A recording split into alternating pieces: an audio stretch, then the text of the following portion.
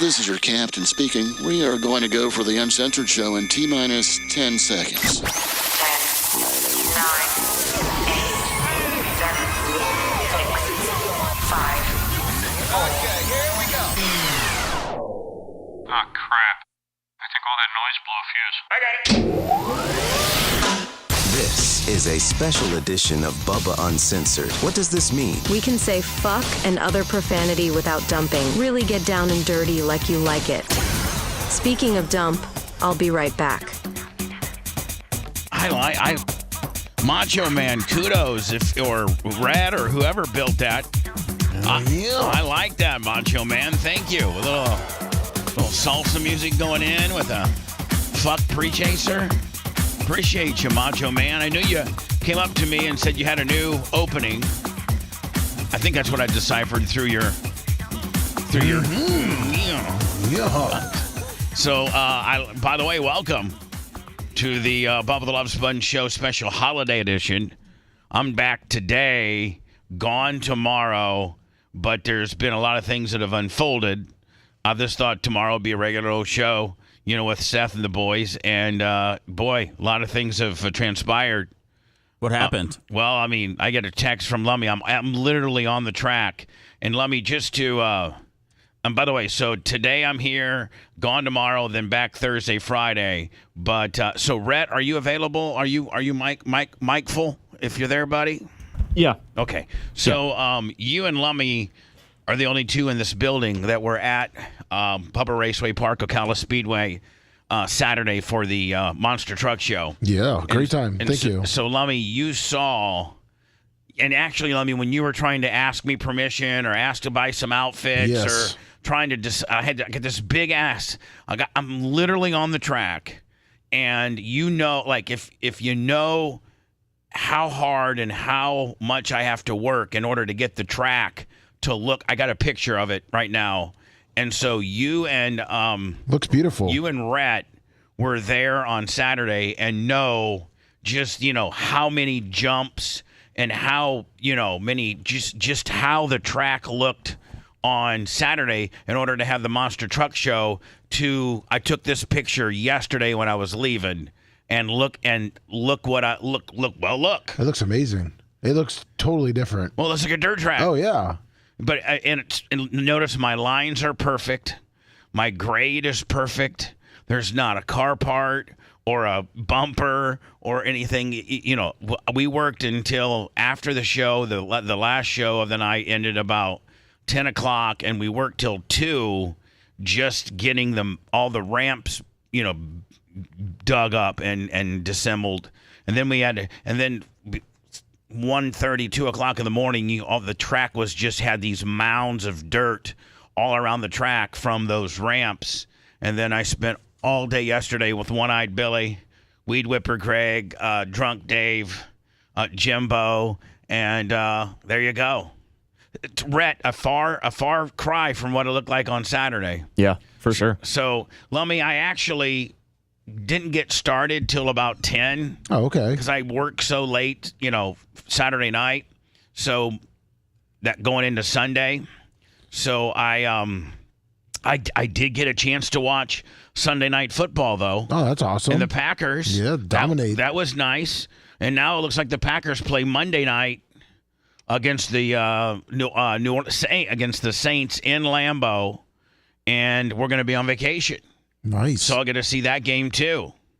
So anyway, I'm taking a poop right at 10 o'clock yesterday. I ate breakfast in my little RV. You guys saw my little RV, and I'm eating breakfast, and I got to poop. It's 10 o'clock, and I'm trying to watch you guys, and I can't find you. Like I can't find the live feed. So I think you guys might have had a little bit of a problem yesterday. Not that I'm mad or anything like that. I'm grateful that y'all came in and put together a show for me yesterday. But did you have some early morning issues?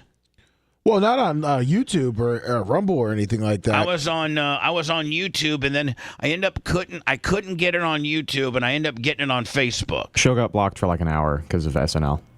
You got what? It got blocked for like an hour because of a clip we played from Saturday Night Live, so we had to wait for the edit. So if you didn't get it on YouTube, that may have been why. Oh, fuck me. Iggy McGillicuddy, $20. Hold on. So you played the early morning? How did it get locked up immediately? Yeah. So like during the open? No. I mean like directly after the show. So if you were looking for the show at between 1 to 3 p.m., it may not have been there. Oh, has it been remedied? Yeah, it's already. Yeah. All right, thanks. I couldn't get the live gimmick at 10 on my YouTube gimmick. I think maybe had something to do with I'm an admin, and I don't know. I think you just had bad connection at the track. Yeah, I'm out in no fucking man's land, as you know. Yeah, because there was only one little hiccup. That was like 15 minutes in when, Seth was just getting used to the board. But Seth accidentally went to commercials after 15 minutes. What? He went to a commercial break after 15 minutes. It wasn't an accident. I was ready to pack up and go home, but then I had second thoughts and I stayed. Then you calmed yourself down and said, "This is just going to be a quick stop." In a matter of half a second, I said, I saw my whole life flash before my eyes, and I can't do this to Lummy and Rhett. Your initial reaction is, "Fuck it, I'm gone," and then you quickly regroup and say, "Hey, it stops there." Well, I didn't. We had a Hyundai donation, I think, off the bat or something, or hierarchy with the 200. By the way, Mitch DeMarc, 20 right out of the back on PayPal, Venmo, and Cash App at the Bubba Army. So I hit the train horn, and then there was conversation about the train horn not having the right pressure or making. So we hit the train horn, and I didn't think that the compressor was on in the back. So I said, "Let me turn your air on." And then I think the air button accidentally got pushed, and then it fired the brake. So it was my fault. Yeah. I said, "Let me turn your air on," and then it was a miscommunication there. Yeah. My horn seemed fine. Well, that's when Rhett was saying, "Let me turn your air on." I was like, "Well, wait, I just heard the fucking horn." I was like, I thought everything's going well here. And then air could be air to the horn because you got two air pods right there. Air conditioning, or actually on air. And Seth's scrambling around. Which one of those three does he mean? And he just hits on air Willie. Woo! Oh, then I'm wondering how high I am because I swear I'm hearing a train horn, and I'm like, I swear and so I didn't know. But yeah, that happened. Did you alter your morning ritual based on having to be the show host and maybe took an extra pull or so off your pin? Shady Greedy 50 and Gregory Champion 10. Thank you, guys. I don't think so. I think we took a couple breaks yesterday. I probably went out and peed and probably took a hit during those moments, but I think we maybe only took 3 breaks yesterday. So what did you think about, because it's really the first time that you've hosted the big show. Like, you host Operation Pigmentation and you host some other things, but not in the format of the show, so to speak, sitting from the cockpit with the various buttons and and windows that you have to open. What was your general feeling of that? To me it looked like you were physically kind of stoved up a little bit, kind of physically pent up on just maybe the chair didn't fit you where, or no, but hold on, but maybe you just looked like you were shrunken in, and to feel like shrunken in, like you just kind of looked like. Lummy didn't tell me I looked shrunken yesterday. I thought you looked beautiful, Seth. Okay, I mean, dude, Bubba, feel free to hotline me if I look shrunken. No, okay, listen, please. I made it a point. To have. I had one text early on to Lummy, and it's when a caller called in and said he couldn't find you on YouTube, and Lummy was telling him to search. We're pretty much, and Lummy said we're pretty much the Bubba Army on everything. I then texted Lummy and just said, instead of saying the THEE, make sure you just say the. Maybe that's the problem. And Lummy, you will attest that that's the only correspondence I had all day. That's it. Nothing. Nope. Until you then send me this big-ass long text about some kind of high spot you want to do in the parking lot. Ryan MBSC, $20. With an Amazon attached suit that you want to buy. And can you do this? And can I buy this? And I just said, Lummy, I'm on the fucking grader. I'm on the fucking grader. Mark from Tarpon, $500. Oh, my God. Thank you, Mark. Papa while it's hot, tropics while it's hot.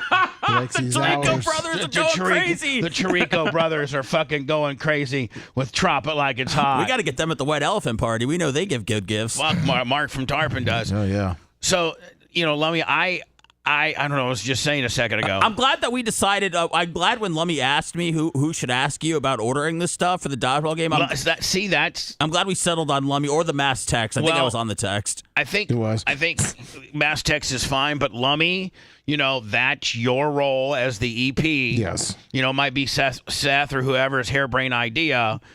But it needs to go, they need to, and they did, whoever thought of it, followed proper protocol. They asked you, and then you reached out to me. Now, you included them, which is fine, but it needs to come from you, and it did, and everything worked out perfect. Now, I just said, Lummy, I'm on the fucking grader. Yes. Now, you don't understand. Shit, I'm sorry, Lummy. I didn't respond. I didn't say that to you, Seth. Don't worry about it. I think I called you.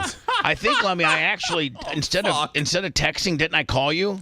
No, I asked you if you wanted to talk, and you said, I'm on the fucking grader. I said, got it. Sorry. And then you did call. You did call, and I told you I'd take care of everything. So here's the thing. Here's the thing, man. When you're on the grader, man, Rhett and Lummy could probably appreciate it is a handful. It really is. You have to be paying attention because it can. I mean, if your blade hits the wall, you could kill yourself.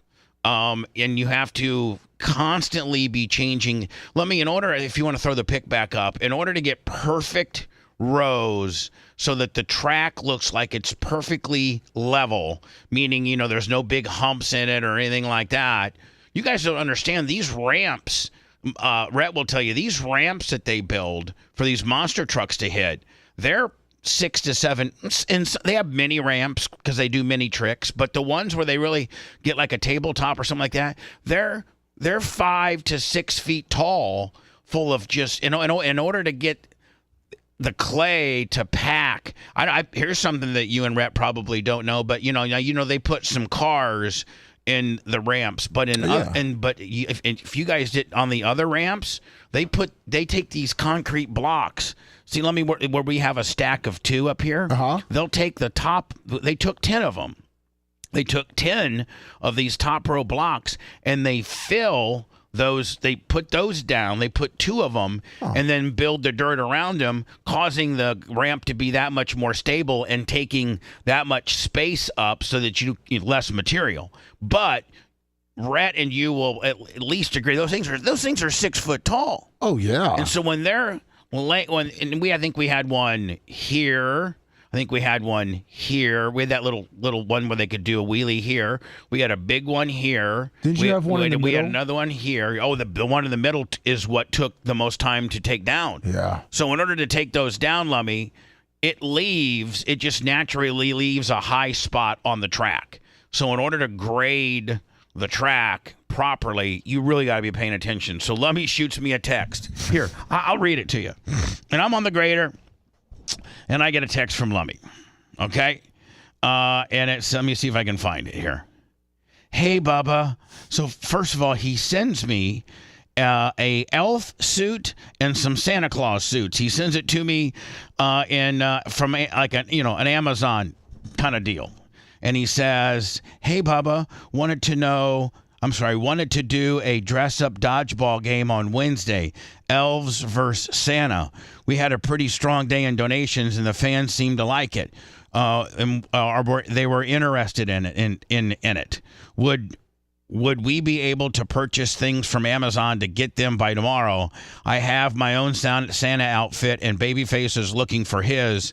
So these are the extras that would be for Rhett, Colton, and Tuttle. And so I think individually I texted you. Did I not, Lummy? Yes, you did. Let me see here. Lummy. I said, I think all I did was send you a picture. Let me go to it. Well, I know you called. Yeah, I called. Yes. I didn't text you. At 10:15, I just said, say the, not the Bubba Army. He said, yes, sir. So, Rainey Hall, 25. She loves this time slot. We're going to have to get into that momentarily as well. So does Mark from Tarpon. Lummy, I find, which I never talk on the phone. No, you do not. That's I knows hate when it's not good. talking on the phone.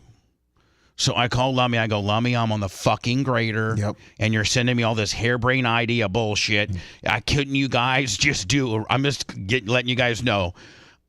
Now, Lummy, you know that I'm never mad at you. I have to sometimes, Seth even said today, and I wrote down on notes that we need to get into it. Seth says he needs to let his rage out a little bit more. So we're going to get into what that potentially means. Man. But he did blurt it out. Well, sometimes I need to let my rage out. And Lummy, the only person that I can let my rage out on that understands the show, that's in charge of, that's the EP, is you. Yes. And, I think that that I'm not really mad at you. I'm just, Well, I know what you're going through up there too. I mean, I saw everything from Saturday, right? And how you had to get it back. Rhett, probably people like you and Colton and Lummy and Ashley and your beautiful girlfriend and others have a better understanding of the workings of the dirt track when you go to it and see it. Yeah, Sure. Because some people may think it's just some little. It's a pretty big operation.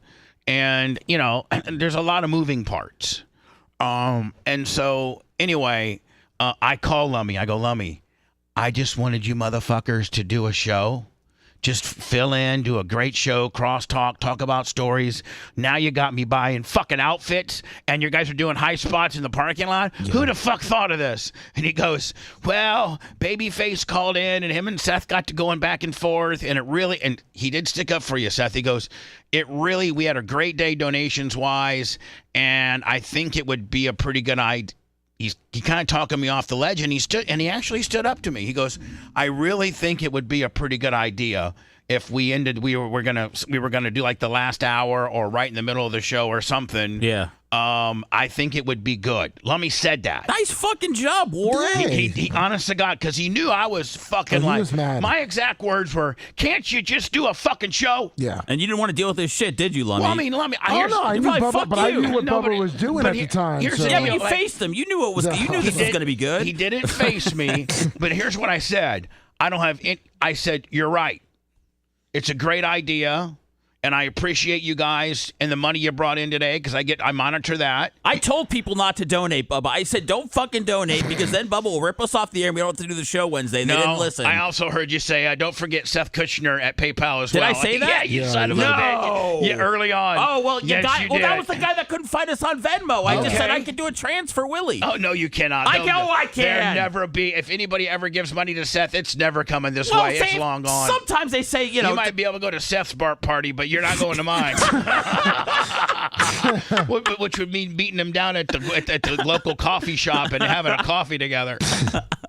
You're not getting a ring. You're not getting a ring. You might get a 80. You might get a. You'll get my old rings. You might get a 92 Jim McMahon or something like that. I don't know. I'll make it worth your while. So anyway, Lummy says, I said, here's the deal, Lummy.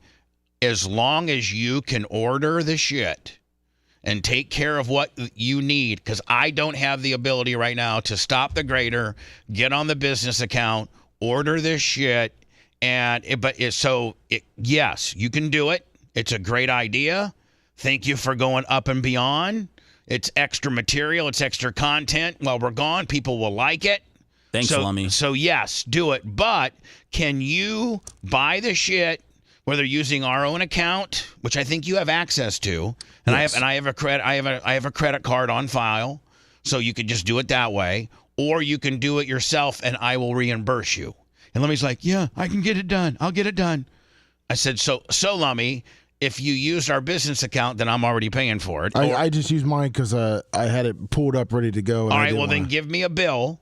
You know, let me know what it is. Okay. So I can Zelle you the money. Okay. Okay? Yes, we'll do. Perfect. We were actually really on there yesterday. We were $2 I guess we didn't think too much about how we were going to approach you about the idea. We were really just trying to find elf and Santa costumes, as cheap as possible. Which Babyface just, $2 man. Thank you. Now, so anyway, let's talk about the Babyface call. Now listen, I just want everybody to know this. I literally only watched 5 minutes of the show, which was the very first 5 minutes where You missed the MAGA MILF off, baby. Well, hold on. I even missed you fucking up and going to commercials at 15 after. That was the best part of the show. I wiped my ass, Lummy, and got back on the. I jumped on the grader right at like 10:15. So I never watched any of the show. The donations were great. Yes. Thank you. And so thank you everybody, and Seth, thank you for hosting. Thank you. Rhett, Macho, Lummy, thank you for co-hosting. Of course. And tomorrow, I'm excited. I was gonna go up. John. He always lays down hundreds. Yes, you know does. that. Out of Valpo, the steel slinging son of a bitch. $100 from John Kostika at the Bubba Army PayPal. Thank you so much, Johnny K. Shadow Panda 15. I bet John's the kind of guy that fucking, and I probably should too with the amount of cards I've gotten this year, but I bet John's the kind of guy that really fucking tips out the mailman and, he does. Yeah. I guarantee you John's mailman's getting $100. the garbage man. Or a 50. Yeah. You know what I'm saying? Yeah. I probably should do that too. Yeah, The thing about it is, with my apartment complex, I don't get. You don't have a relationship with your mailman? Well, the mail is we have one of those where the mail's all down in one area. You need to do it when at the studio with all the shipping and stuff that you do. I'd rather just tip out we get more shit here. That's what I was saying. As a matter of fact, you know what? I get a lot of my personal mail here because I know that I'm never going to. Well, hopefully we'll be here long term. We've been here since January 1st. Well, we've been here 12 years. Yes. So I have a lot of my stuff sent here. So, but the thing about it here, Seth, this is the postman changes here. What about your UPS driver and FedEx and all that? Those guys have changed. I'm going to have to get with Merch Crick and maybe get them all, and here's the thing. Rather than to give them cash, give them a Visa gift card, which is the same as cash, right? Because to me, I don't know. You know what, though? I think like the mailman and the FedEx man and I got to think that a $20 bill would mean more than a Visa gift card. Plus, doesn't it cost like, $5 or something for a Visa? Cash is so much better. Plus, don't you, Speaking of Johnny K, he's on my screen right now. Let me. Nice. On my screen. Yeah, they're behind him. Behind me. Okay. Sorry. By the way, man, if you'd like something that's Bubba Army or you or just whatever behind, my screen that rotates behind me, people really pay attention to that. Macho Man, are we up to 2 hours on that yet? Because Bubba Army Pics, PICS @gmail.com. Send me something. Even if it's your chick in a hot bikini, as long as it's not, obscene. Bubba, if we order something from the store, will we get it before Christmas? From BubbaArmyMerch.com? Yeah. Today, here's the deal. Iggy McGillicuddy, $20. Merch Crick tipping.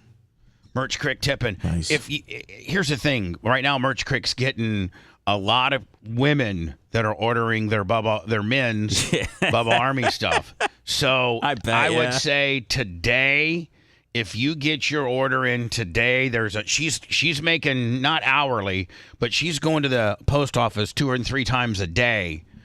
But today or tomorrow would probably be, because what's Christmas? A week from tomorrow? Tomorrow, right? Yeah, from tomorrow. Yeah, it's 813-90 Bubba.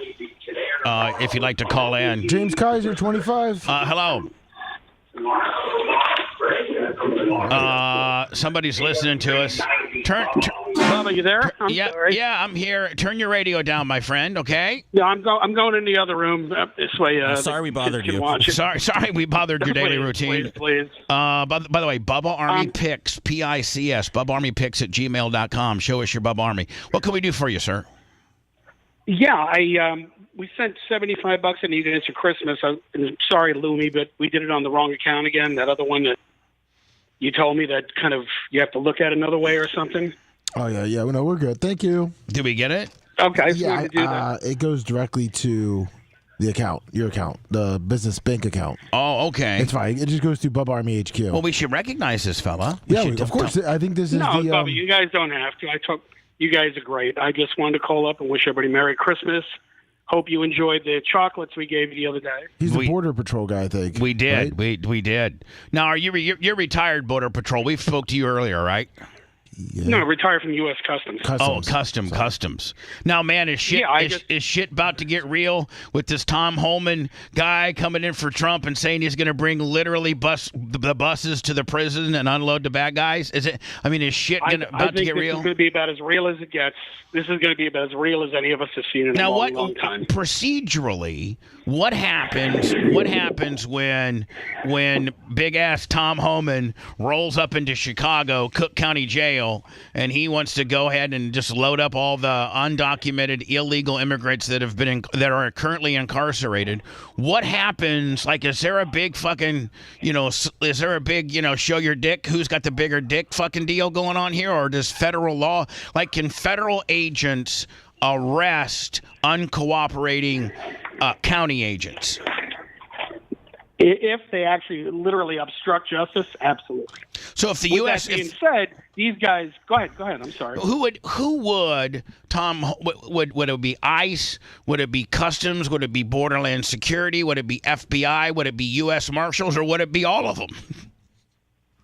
Well, it falls under the auspices of Homeland Security, but it'd be ICE doing their job, which is, enforcing the laws and getting criminal aliens out of the country. So at this point, they're just not going to roll up to Cook County Jail unannounced. They're going to be all types of paperwork and all types of bullshit that they know when they're coming, so that chances are there's not going to be a shitstorm, because it'll be handled administratively.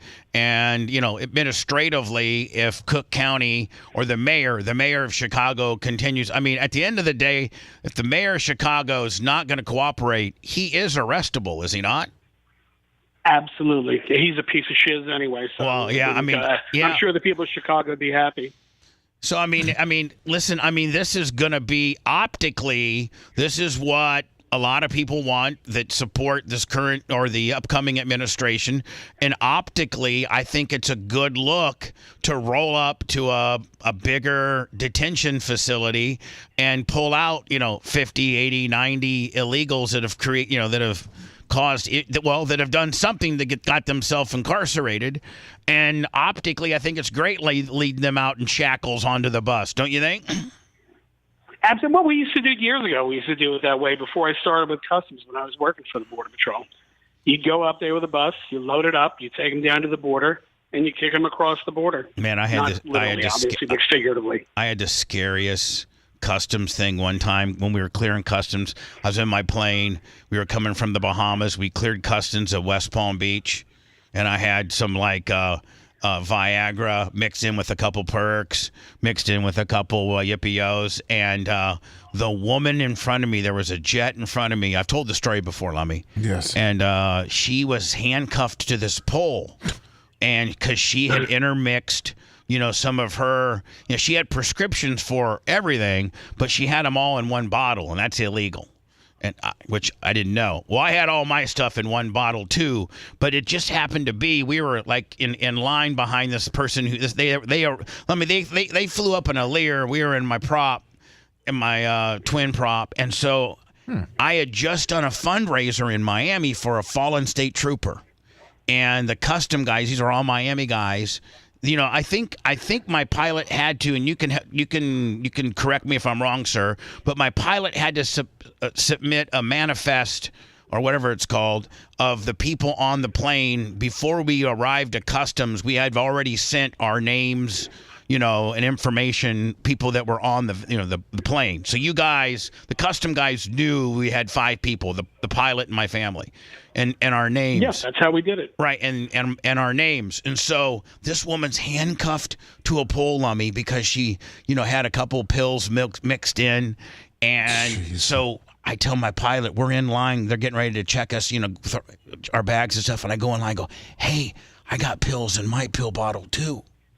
And he goes, oh, my God. So the customs guys all get our passports, and the custom guys recognize my name. He goes, oh, my God, you're Bubba the Love Sponge. Didn't you just do that fundraiser for that trooper and his wife? And I go, yeah, it was about 2 months ago, Miami FHP. And he goes, man, you guys are good. Just go on. They didn't check any of our shit or nothing. They just let us go right on through, man. I was so excited. Thank God. Yeah, I was working down there back then when you came through. I wasn't actually working that day. But I was working in Miami back then. Yeah, well, that was before I went back to do the border stuff. Yeah. So anyway, man, thank you for your 75. We appreciate it, bud. Thank you. And I hope you enjoyed the chocolates, like I said. And the wife and I are just happy to bring them over to you. We were antique shopping. Well, I appreciate you, my friend, and I did get them, and I got the message that it was from the customs guy, so I knew who it was from. Appreciate you, my friend. Well, if you ever need any help out there, now that I'm retired, please give me a call. I'd love to volunteer, just help you out, because I saw what you were going through when I was standing there watching you. All right, my friend. Yeah, it's a lot of work, ain't it? Yeah, but you know something? The beauty of being retired, I've got time now. So, like I said, I would love to help you out if I can. All right, man. I appreciate you, man. Thanks for the call. Take care. Bye-bye. Speaking of calls. What's he going to help you out with, Bubba? Picking up rocks. Picking up rocks. That's the worst thing ever. Oh, my God. Really? Picking up rocks. Shit. Picking up rocks is the worst I thought thing. he meant like security or something. If you look at my track, pull that picture up again. That's tilled, packed, and graded. But after we till again, it's going to pick up the rocks. The rocks are going to be on top. Right now, the rocks are kind of packed in. You can't see them. Yep. But so we have a test tomorrow. So we will. Right now, the track looks like this. I think I got a little bit of rain, but we'll till it up to get some more moisture down in it. And when you till it up, that's when the rocks come. Nice. And oh my God, I think we got 5.5 or 6 yards of rocks yesterday. Merch Crick's out there with the bucket. Billy's out with the bucket. Drunk Dave's out with a bucket. I shuttle the rocks in the skid steer, so I don't pick up that many. Not nearly like they do. They're the unsung rock picking heroes. You should just lie to us, Bubba. So Seth, you would make it about. I've heard. I've offered to pick up rocks for $5 a bucket, and you've told me how hard it is. Yeah. You get Sammy, your whole family out there, $5 a bucket. You could probably make $1.50 in a day. Really? Yeah. Hell yeah. I mean, yeah. Okay. Lummy, speaking of which, and Seth, don't hold back, because you just, before the show started, made the announcement that I need to fucking rage. I need to rage. Man. And so here's the thing. And I cannot believe that Seth brought it up, because I was going to bring it up. So today, Lummy, I get up at 7:40. Yes. Because I stay all on my schedule. You know, like if we do the show at 6, I get up at 3:40. Oh, okay. Okay? Yes. So that's exactly what's 6 from, that's 2 hours and 20 minutes. Right? Yeah. Let me see. 4:40, 5:40, 6:40. Oh, hold on. Let me see. 4:40, 5:40, 6:40. That's 3 hours and 20 minutes. So today I got up at 7:40. So that's only 8:49. Oh, I fucked myself an hour. I should have got up at 6:40. Uh-oh. So anyway, I get up. I think I got up around 7 o'clock this morning. And I already got, and I'm eating breakfast. And about 8:30, I start getting some stuff that's starting to happen. Well, I'll just go ahead and full disclosure. I'm in the final. I'm in the final stages of trying to settle this IRS thing. Now, you know that I have been now switched. My IRS issue was almost over, and I got switched to a new agent because they're doing a lot of agent shuffling due to the fact that a lot of the heads of the IRS are taking their retirement, because there's a new regime fixing to come in. So anytime you're dealing with a government agency, there's a lot of shuffling prior to this new regime. People that qualify for retirement are taking it now. So anyway, Lummy, I was really close in what they call offer of compromise, or offer of, I don't know what the hell it's fucking called, but I'm in the final stages of it, and then I get switched to a new agent. And this new agent wants everything that we've already sent the old agent. And we're like, we've already sent that. And These all starts at 7, pretty much? Well, my IRS agent, John, at 8 o'clock, he knows that I'm not on until 10, but he didn't realize that, What happens between the time I wake up and 10 o'clock? Here's the good thing about doing mornings. A bunch of shit happens. Exactly. So Seth walks in here and says, one of the bad things about starting this late is there's some shit that can get thrown on your plate that can affect your attitude of doing the show that normally at 5:30 wouldn't normally get thrown on your plate. Most people know that you're on the air and they don't start fucking with you till 10. Oh, people love fucking up your day between 8 a.m. and 10 a.m. Yes. And normally you're already in the saddle. You're on the air. You can chuck them to voicemail or deal with it later because you're in the moment. But you know what? You're 2 hours from being in the moment, so they're fucking you up. So talking to John, he's like, she wants this and she wants that and she wants statements from here and there and she wants Spotify deal. She's trying to get into my... Listen, I've settled my business... settled my business issues, and now she's trying to intermingle my business issues with my personal issues. And they're actually, honest to God, they're actually putting a value on my Crown Vic at $400, and they... that's disgraceful. And they're it's counting... worth at least 8, right? But they're counting that as an asset. Really? Like, that's how much they're fucking with me. They must get commission, the agents, right? They must. So I got a 3:15 conference call today with this woman, and my attorney has already sent her a fax this morning or a text or an email. I'm sorry, an email about all the shit we've provided, all the stuff that she's wrong on. They're trying to attach me to the Merch Crick's house.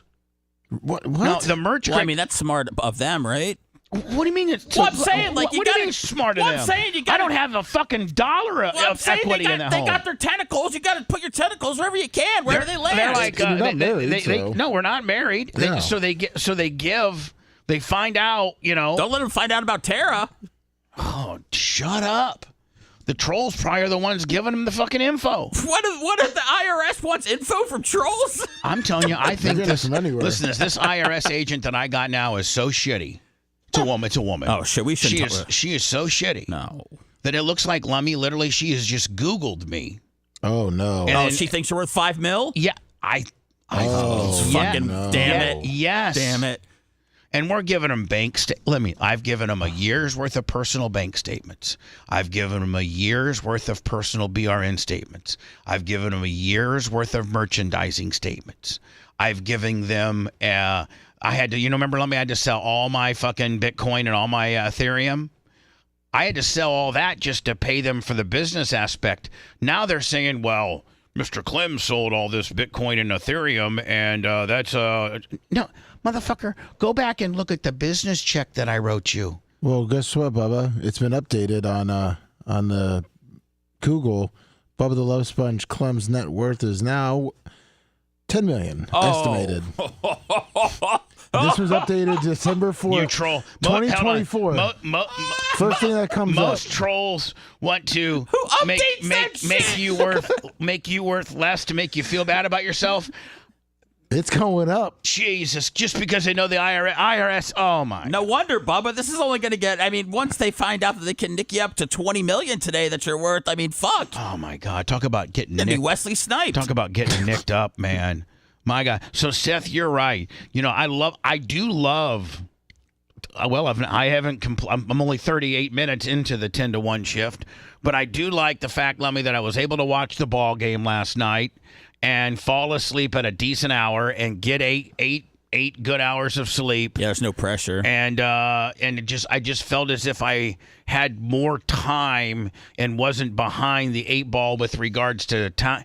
And it was also nice to drive, the little bit of drive I got, and it was light outside. Well, I'll tell you who doesn't like this time slot is Rhett and Lummy, because I guess they're in traffic. Yeah, I'm glad your drive was great and relaxing. Dude, fuck the traffic. I guess there's rush hour traffic, Bubba, that you and I are missing. 54 minutes worth. So no fucking AC. Can suck my dick in December. Now, Lummy, here's the deal, though. No. But you hold need on. some Freon? Leon. Leon. Hold on. So, Lummy. Yes. Was there a rack? No, it's just how it is, supposedly. It's just Tampa. Expressway and interstate. It's just the way shit is now. And you see Lummy with no air. I mean, and even though it's a nice 79, I mean, when you're in your car. And Yeah, not moving, I mean, and that sun's hitting that fucking window when it's supposed to be down. Yeah. Fuck that. It sucks. Yeah. And everyone's a bunch of assholes that are driving too. My 18-minute commute has taken 52 minutes the last 2 days. Yeah. It's tons of fun. Well, I don't foresee us moving to this time anytime soon. So, at least... that was a complete outburst. Fuck, man. Fuck. Well, I mean, I got my little walk-in today and everything. But man. let me, we're just listen. It's good for the holidays. It's good to get to see the numbers, to see what kind of numbers we can do. Oh yeah. What was your guys's? Normally on YouTube will be 12 to 1,400 live people watching as we're doing the show. What was your? Did you guys 700-800? Oh, so down a little bit. Yeah, down a little bit. Down about half. Yeah, but it wasn't. You weren't here. Oh, okay. Yeah, like right now we're already at 700. Oh, okay. Well, I'm just saying. I didn't even know. I never looked at YouTube ones yesterday. I think I'm 700-800. I think. I mean, that's pretty good. And a good amount of money. So yeah. At the end of the day, man. Donations. Yeah. So yeah, everybody was very cool. So anyway, I we talking about babyface calling? Yeah, I wrote down. Let's go through the babyface call. Lummy said it's too long to break down, but supposedly, there was a lot going on, and babyface may have rubbed Seth the wrong way during his call. Is there anybody who wants to give me a synopsis? And here's the deal, man. If you're gonna call and be disruptive, why don't you just come in and be on the air? Right? I mean, right, Seth? But I'm saying, rather than to come in here and fuck with you on the phone, why don't you just sit your ass down on a chair, and you'll be far more, you're worth more, and you're helping the show more when you're sitting in as a co-host than a listen. Callers are not as effective as co-hosts. I was blown away when Seth muted Babyface on the phone. I knew that he was pissed off at Babyface. So, Seth, what happened? Now I'm not so sure. I do know how it started. Let me say that you were on the hotline, Bubba. So I wasn't. Right. Yeah. Right, which I was. To my credit, a lot of people's like, oh, Bubba micromanages, and Bubba tells people to say, Lummy, I didn't tell you guys. I made one suggestion. By the way, it's your show, man. You could do whatever you want. It's all good. But I didn't want to. I'm only sensitive about my ideas, not the execution. I only made one text at 10:14 that said, Lummy, say the instead of the Bubba Army when giving out our, how to get a hold of us. That's it. That's the only thing I said. Yes. I wanted you guys to go out and do it yourself, do it the way you wanted, do it the way you felt.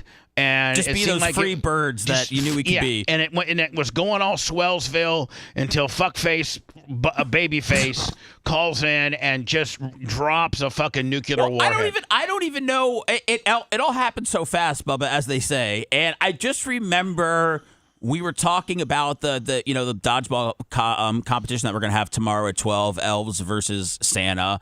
And I just remember Babyface started getting into, why are we dressing up? And I kind of was explaining to him, and then I think he gave me, some resistance about that it was going to be hot. Yeah. And then I feel like maybe there, again, I kind of blacked out, but I felt like there was maybe even more resistance, and I didn't understand that he didn't see why we were dressing up. He goes, why are we dressing up? And I was like, well, I don't think a bunch of people want to watch a bunch of 40-year-old dudes throw dodgeballs at each other. I said, No, it's the time. It's Christmas time. Well, Right. don't worry, Babyface is on the worm line. Yeah. So I said, this is kind of what we do. So that was the extent. I don't actually remember anything that happened. Lummy, you did say early this morning. It seemed like he was really, really, really, really, really extra trying to counter program yesterday while on the phone. Well, yeah, I mean that's when Seth muted him. He couldn't take it because he felt like he was getting so babyface. You're on the air. What say you? So just first of all, I can't be in there because judges don't work next week or the week after. So I had all these hearings thrown on my calendar for Monday and Tuesday. I will be in tomorrow for the show. So I do apologize, number one. Number two, it was a miscommunication and Seth took it the wrong way. I love the dodgeball idea.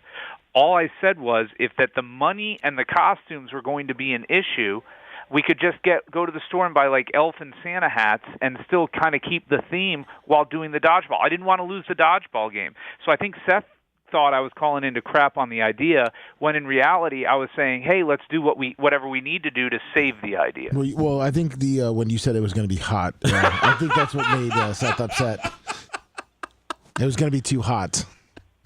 Well, you're the one complaining about having to drive into work with no AC. But I'm not complaining about wearing an outfit, am I? And I'm not being videoed while I'm sitting there. No, I'm just saying. Why, look at that. See, what are you talking about? I didn't complain about the outfits. You did, and we're talking about. I didn't complain about them. It was the point that if we didn't have the money or couldn't get them, I didn't want to abandon the dodgeball idea. That's it. Can we just stop saying outfits? I just feel like that's not doing this idea any more justice at all. I prefer costumes. I think that would be great for what we're looking for tomorrow and the elves and Santa for a little dodgeball, much like we did at the Content House. I thought that was one of the better things. Bubba, we've got Big Red is going to be a referee, so it's all going to be official. How do you referee dodgeball? You either get well. Hold on. Let me take that back, because fucking Babyface pretty much needs a referee in any type of competition, because he will try to cheat. Oh yeah.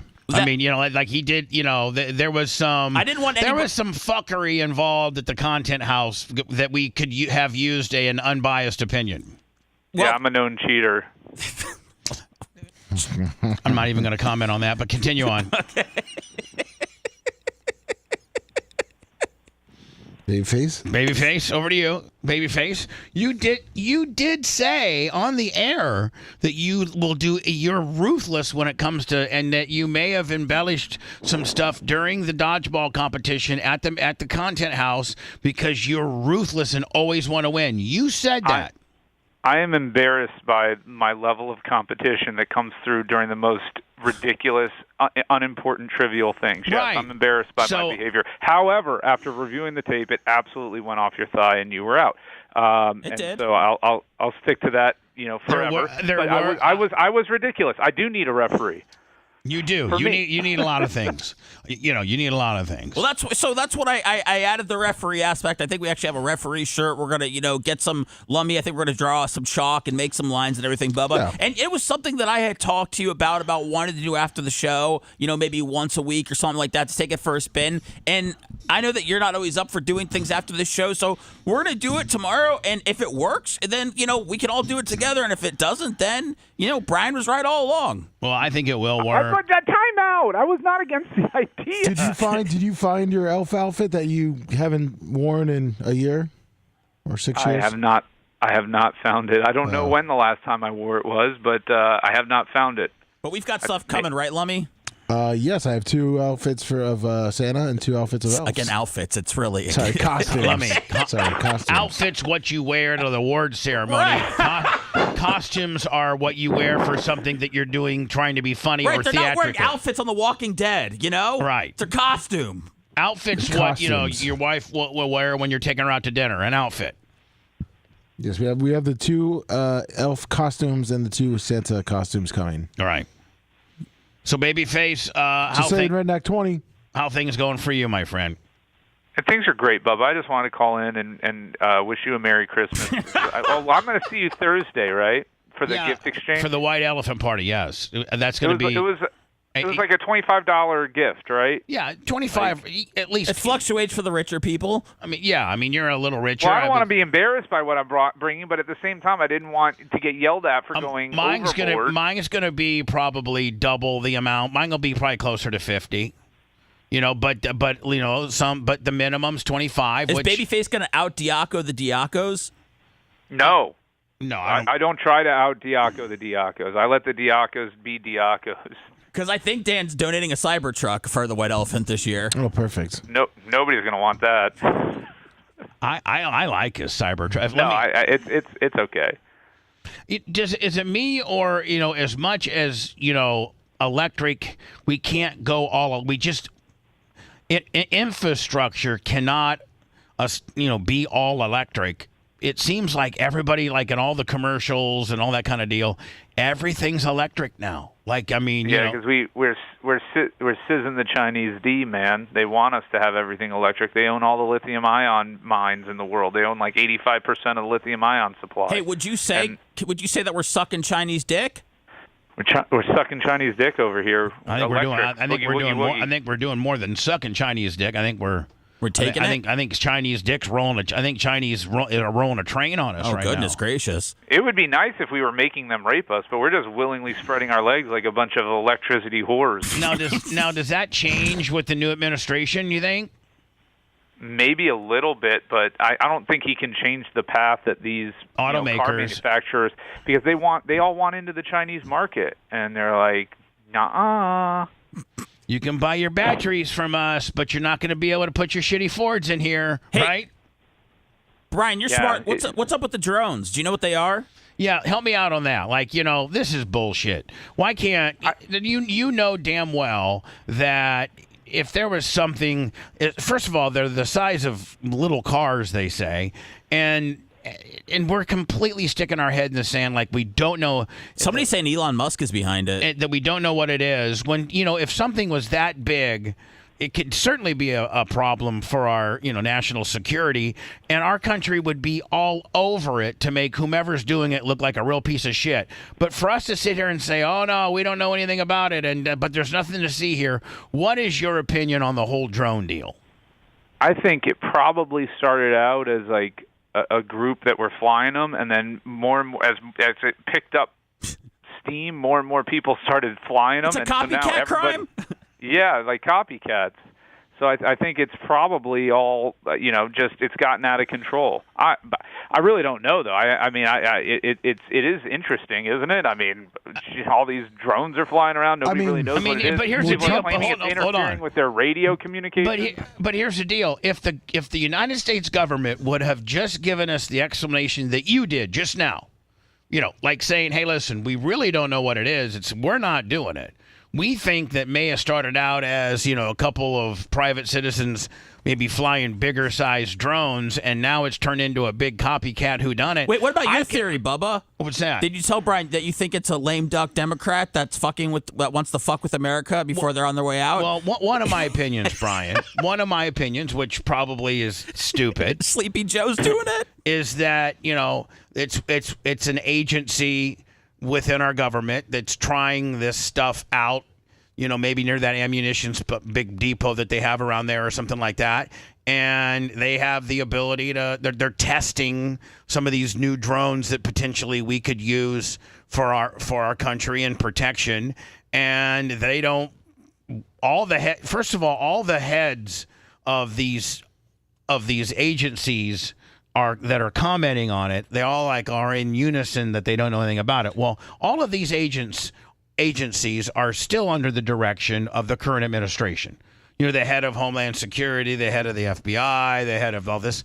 And so, do you think this is where Kamala spent the billions of her campaign funds, Bubba, was doing this drone show? I don't know. But, Brian, could you see where the heads of all these places could get together and be like, fuck it, we're not going to be around here when the fucking wild man gets in here. So let's just fuck with people by saying we don't have any idea what it is, and then let him deal with it when he gets in office. Well, Bubba, but Trump came out and said they know what it is, and he wouldn't answer if he's been briefed on it. But he's like, yeah, the military knows, the government knows. He's such a cock tease. So that validates kind of my reasoning and the fact that if Trump knows, I'm going to announce it on True Social. Then and Brian, isn't it when you're the president-elect, you start getting daily briefings when you're president-elect? Brian? Yep. Oh, sorry. I'm Brian. I'm sorry. I had your phone off. You there? Yeah, I'm here. Absolutely. So isn't it when you're a president-elect, you start getting the daily briefings because they don't want you to roll up in there and not know. They want you to be kind of up to speed on what they're doing. 100%. So do you think that this could be the head of these various agencies that are like, listen, when Numbnuts gets in here, we're done. So let's just fuck with everybody and say we don't know what the fuck's going on and let him deal with it.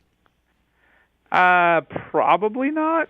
is my guess, because people are like shooting guns up into the sky at these things. I mean, this is But not, I sent you know. you. I know, but which is, yeah, I think I got it right How here. are we supposed to defend our airspace, Brian, unless we're shooting bullets up at the sky? We know those bullets don't come down and do anything. Seth, we go get our own drones and put little guns on them.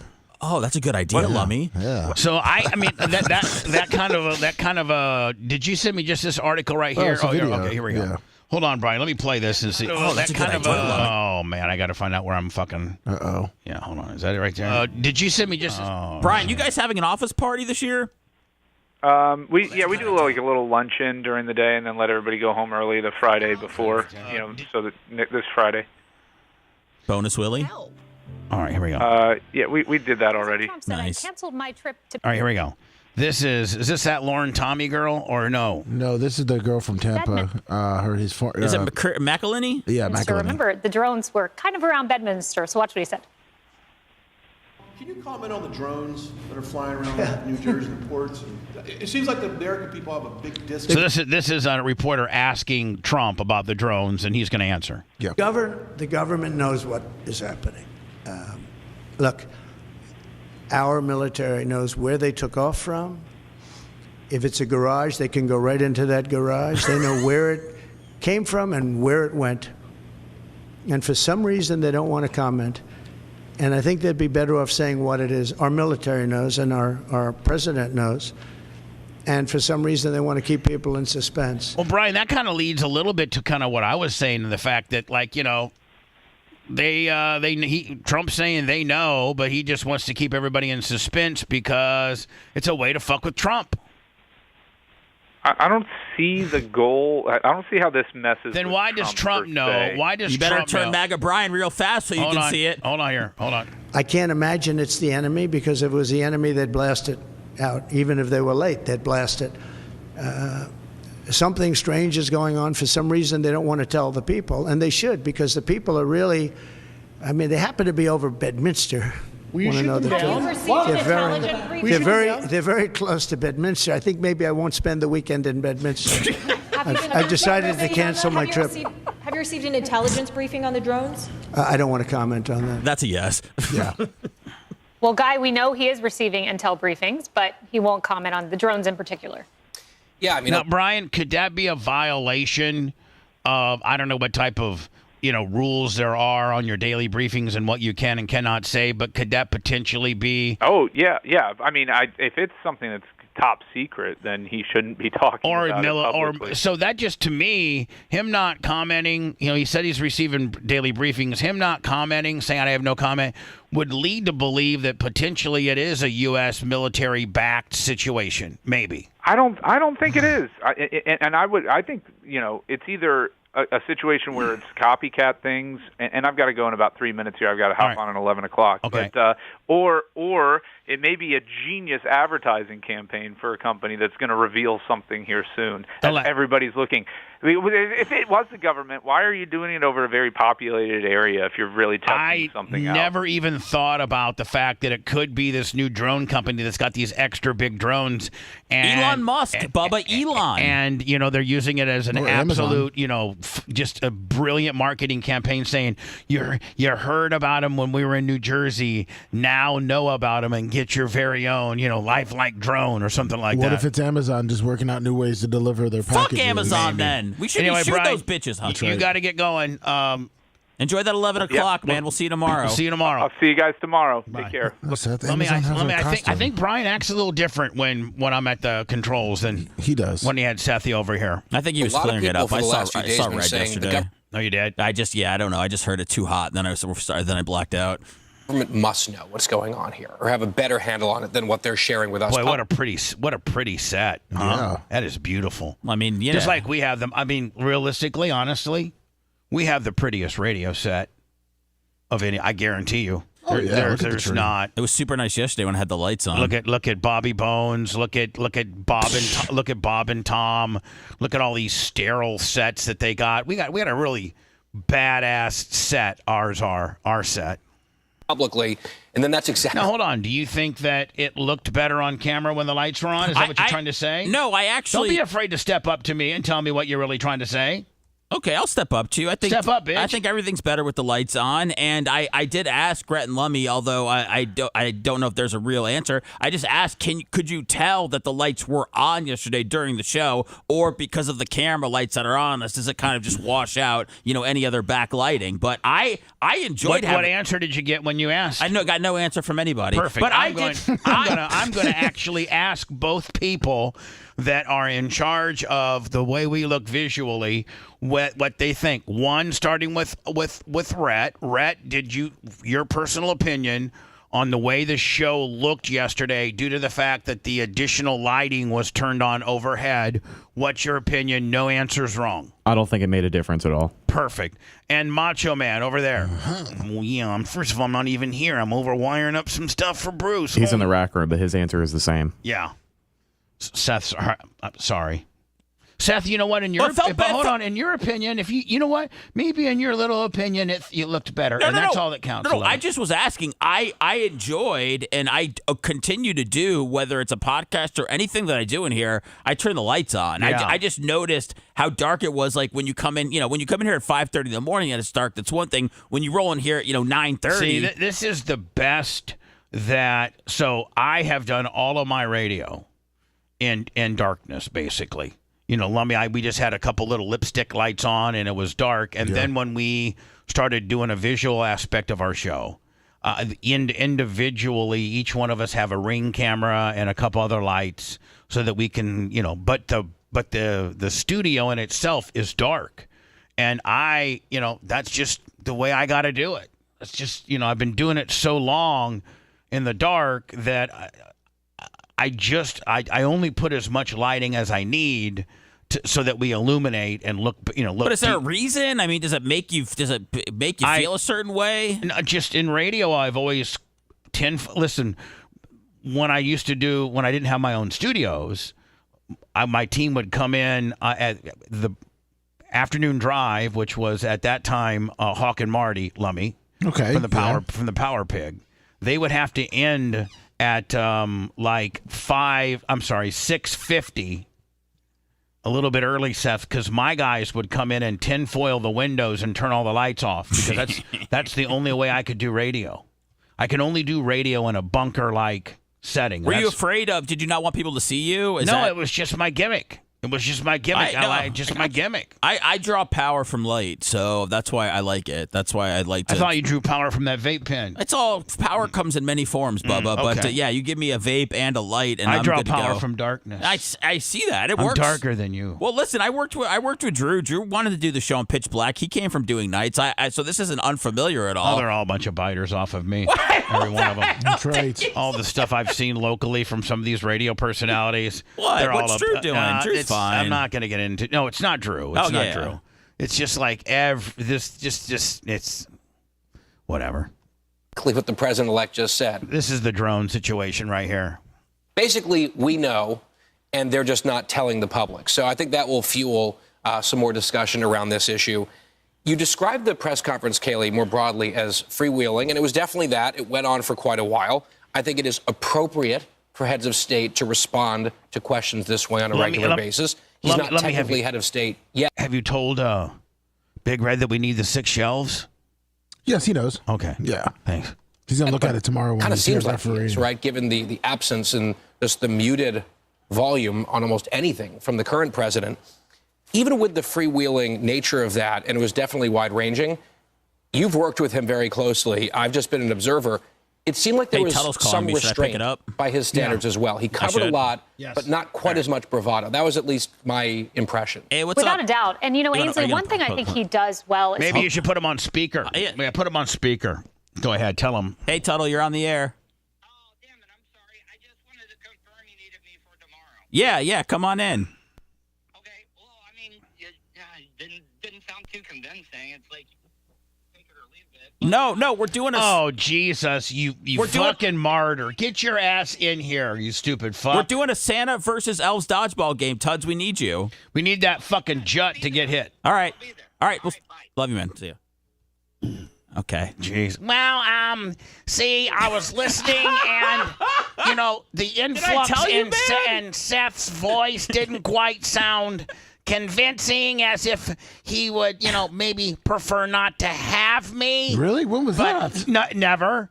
Tut's just Tuttle being a fucking weirdo. I thought we pretty much said we need Tuttle here. Tuttle, we need you, you stupid fuck. Have a little more pep in your step and some confidence. I don't think he knows we're doing the show. I don't think he knows we're doing the show, or he wouldn't have called. But yesterday, when we said it, Seth said, "Hey, if it's got to be 2-on-2, it can be 2-on-2, which would be Babyface, Seth, myself, and No, it Tuttle." needs to be at least 3-on-3. Well, no, we figured that out, but I'm saying in the beginning, so Tuttle was always involved. Hi, who's this? Hey, this is No Yeah No. By the way, 813-90 Bubba, if you'd like to make a phone call. Who's this again? By the way, Bubba, Tuttle wanted to say he was just tuttling and that he's sorry. I know, I just got Tuttled, and you know what? I shut his Tuttle down. I shut his Tuttle down. No. Who's this? And I used the Star Bubba gimmick, so I don't know if we're still using that, but it works. Oh, it does? Yeah. You can hit star Bubba on your phone. It's got a nice little message there, and then it tells you, hey, we're going to get you on the air here in a minute. Just wait. And then it asks you if you want to get any products, and then Really? Fabrizi set that up for me years ago, and it was supposed to be this big harebrained idea that he had. And supporting Bubba Army Radio. To speak with Bubba live on the air, just stay on the line. Seth, we need to hit that more often. What is this shit? Star Bubba. Just say the name of the product now. To order Bubba Army merchandise. The deep cut, dude. That's what it is. Oh my god. Does this work? I mean, because this is the key to our future. As soon as we hang up with this guy, we're going to do it again. Does does he need to be cut in on the proceeds? No, this is just our guy. Okay. No. So what do you got for me? I called in the other day. I had the picture, and I went into the VA, and then I had to go. Right. Yeah. Anyways, I had a buddy the other day, Saul Hogan. I put him up to telling him Bubba loves you. Didn't go so well. They ushered him out pretty quick. I know, but what I tried anyway. What did Hogan say? Nothing. Yeah, as soon as it was like, hey, Bubba says he loves you, they were like, hey, get this guy out of here. What state? Was it in Florida or was it somewhere else?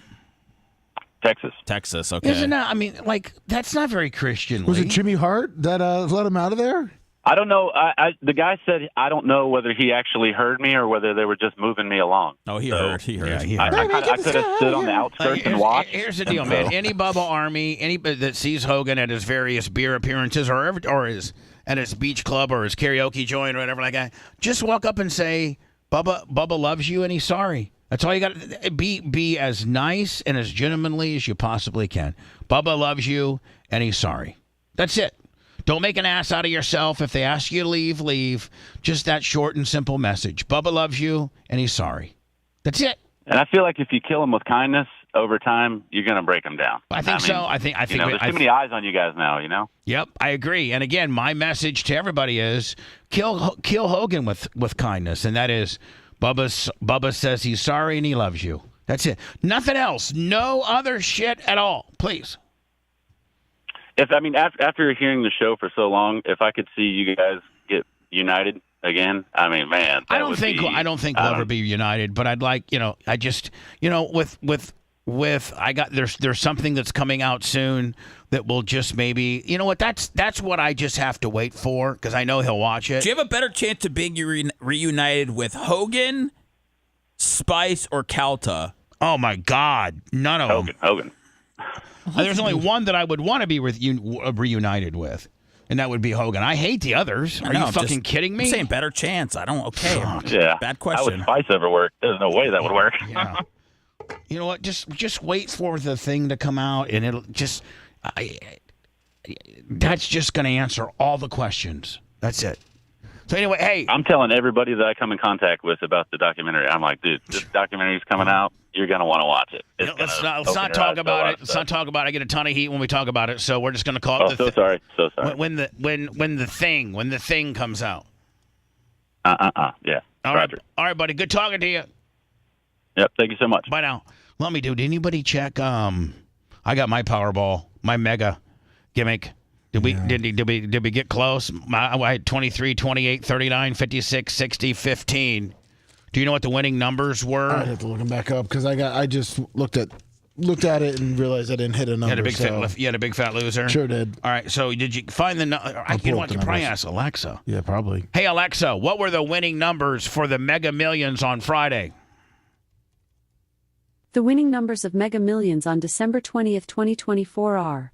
Oh, sorry. Whoa. I did some calculations, and telling you what happens in the future would create a paradox. If you'd like help choosing a number, just ask me give me a number between 1 and 70. Shut the fuck up, is what I'm telling you to do, you fucking slit. Oh, that's really... Let me give me the date of what last Friday was. 12/13? Yeah, let me... Or 12/14? I'm trying to pull up the... No, I think it's 12/13. 12/13. No. Hey, Alexa, can you give me the winning Mega Ball numbers from December 13th? According to an Alexa Answers contributor, the winning numbers were 13, 36, 45, 57, and 67 with a Mega Ball of 14. First off, that's not the numbers that are on their website. Oh, well, then she's got it wrong. The numbers on their website was 36, 43. Hold on. 36. 43. 36. 43. Okay. 52. 52. 58. 58. 65. 65. And the power 16. What if you got 5? I got none. What if you got 5 out of the 6? You didn't get fucking 5. Rhett, did you get any at all? 36, 45, 52, 58, 65, 16. 65. Yeah. I think one ticket means dick. One. Yeah, you got to get. Say, let me. One ticket means dick. One ticket means dick. Seth, what did you have? I had 5. You didn't have fucking 5. I had 65 5 times. What do you mean? I had 3, 28, 53, 63, 65. Hello. Fuck me. You're still here. Hey. Yes. Can you hear me? Yes, I can. Oh. Hey, this is Bubba Skankles. How you guys doing? Hey, Bubba Skankles. It's been a while since we've heard from you. Number one. Uh-oh. It's been a while? Yeah. Well, he's in chat every day. Hello? Yeah, yes, Bubba Skankles. Your phone is just the worst ever. You're cutting in and out. I'm. You know what? Hold on a second. Hold on 1 second. This is why it's been a while. Yeah, his phone just been awful. Can you hear me now? Yes, Jesus. Did you have me on fucking speakerphone? You should know better. Bubba Skankles, having listened to the show I know. for zillions of hours, put me on fucking what? I'm an idiot. I'm an idiot. I'm an effing idiot. I like to hit 1,000 today on YouTube. You think we can? Oh yeah, we can. Listen, I was sitting on hold with my with your dick in your hand. And exactly. You got it. So, number one, double star Bubba. I had never heard that before. That is amazing. I tried it, and that's how I got in. And let me 25 from Scotty Landers on the PayPal. Thank you, Scotty Landers. Now what now? It directs you to merchandise before even trying to get on the phone. That's good. So it's an actual really cool thing. I'm going to start promoting the shit out of it. If you want to go to Bubba merchandise, do this. Well, we want to start pumping Star Bubba. Absolutely. Bubba Skankles, thank you so much. I'm thinking I was going to do that anyway. So, gosh, now I forget what I was calling about. I know. See you later, buddy. Well, you know what, dude? God damn, he's Bubba the man. Skankles. I don't give a fuck. If you act stupid on the phone, I ain't got time for it. Rapid fire. Oh, Bubba Skankles is a big... I know, but Bubba Skankles, first of all, he calls me up on a fucking speakerphone. It's the holidays. Then he's got fucking Cricket Wireless. Then he tells me something that I already know, and then he forgets what he's gonna say. I love you, Bubba Skankles. I hope you don't turn into a troll and start fucking with me, but I got to go. Why would anybody have the courage to pick up the phone and call you after that? Because Lummy, I was getting bored with it, quite frankly. I was ready to see what the juice was. Sorry, Bubba Skankles. The juice didn't come fast enough. He had it though. He had Jesus. pre-juice. I tasted it. I don't know. He just rubbed me the wrong way. I'm so sorry. Oh, no. It's 10 o'clock, I said I was Bubba. fucking sorry. I love you, Cankles. Hello. I do love Bubba's Cankles, but if you're like, oh, I was sitting on hold and I had you on Bluetooth with a headset. So let's take 2 minutes to get through that. And then, Jesus, and this guy's in the middle of knocking down a fucking wall. He's in construction mode. Hello.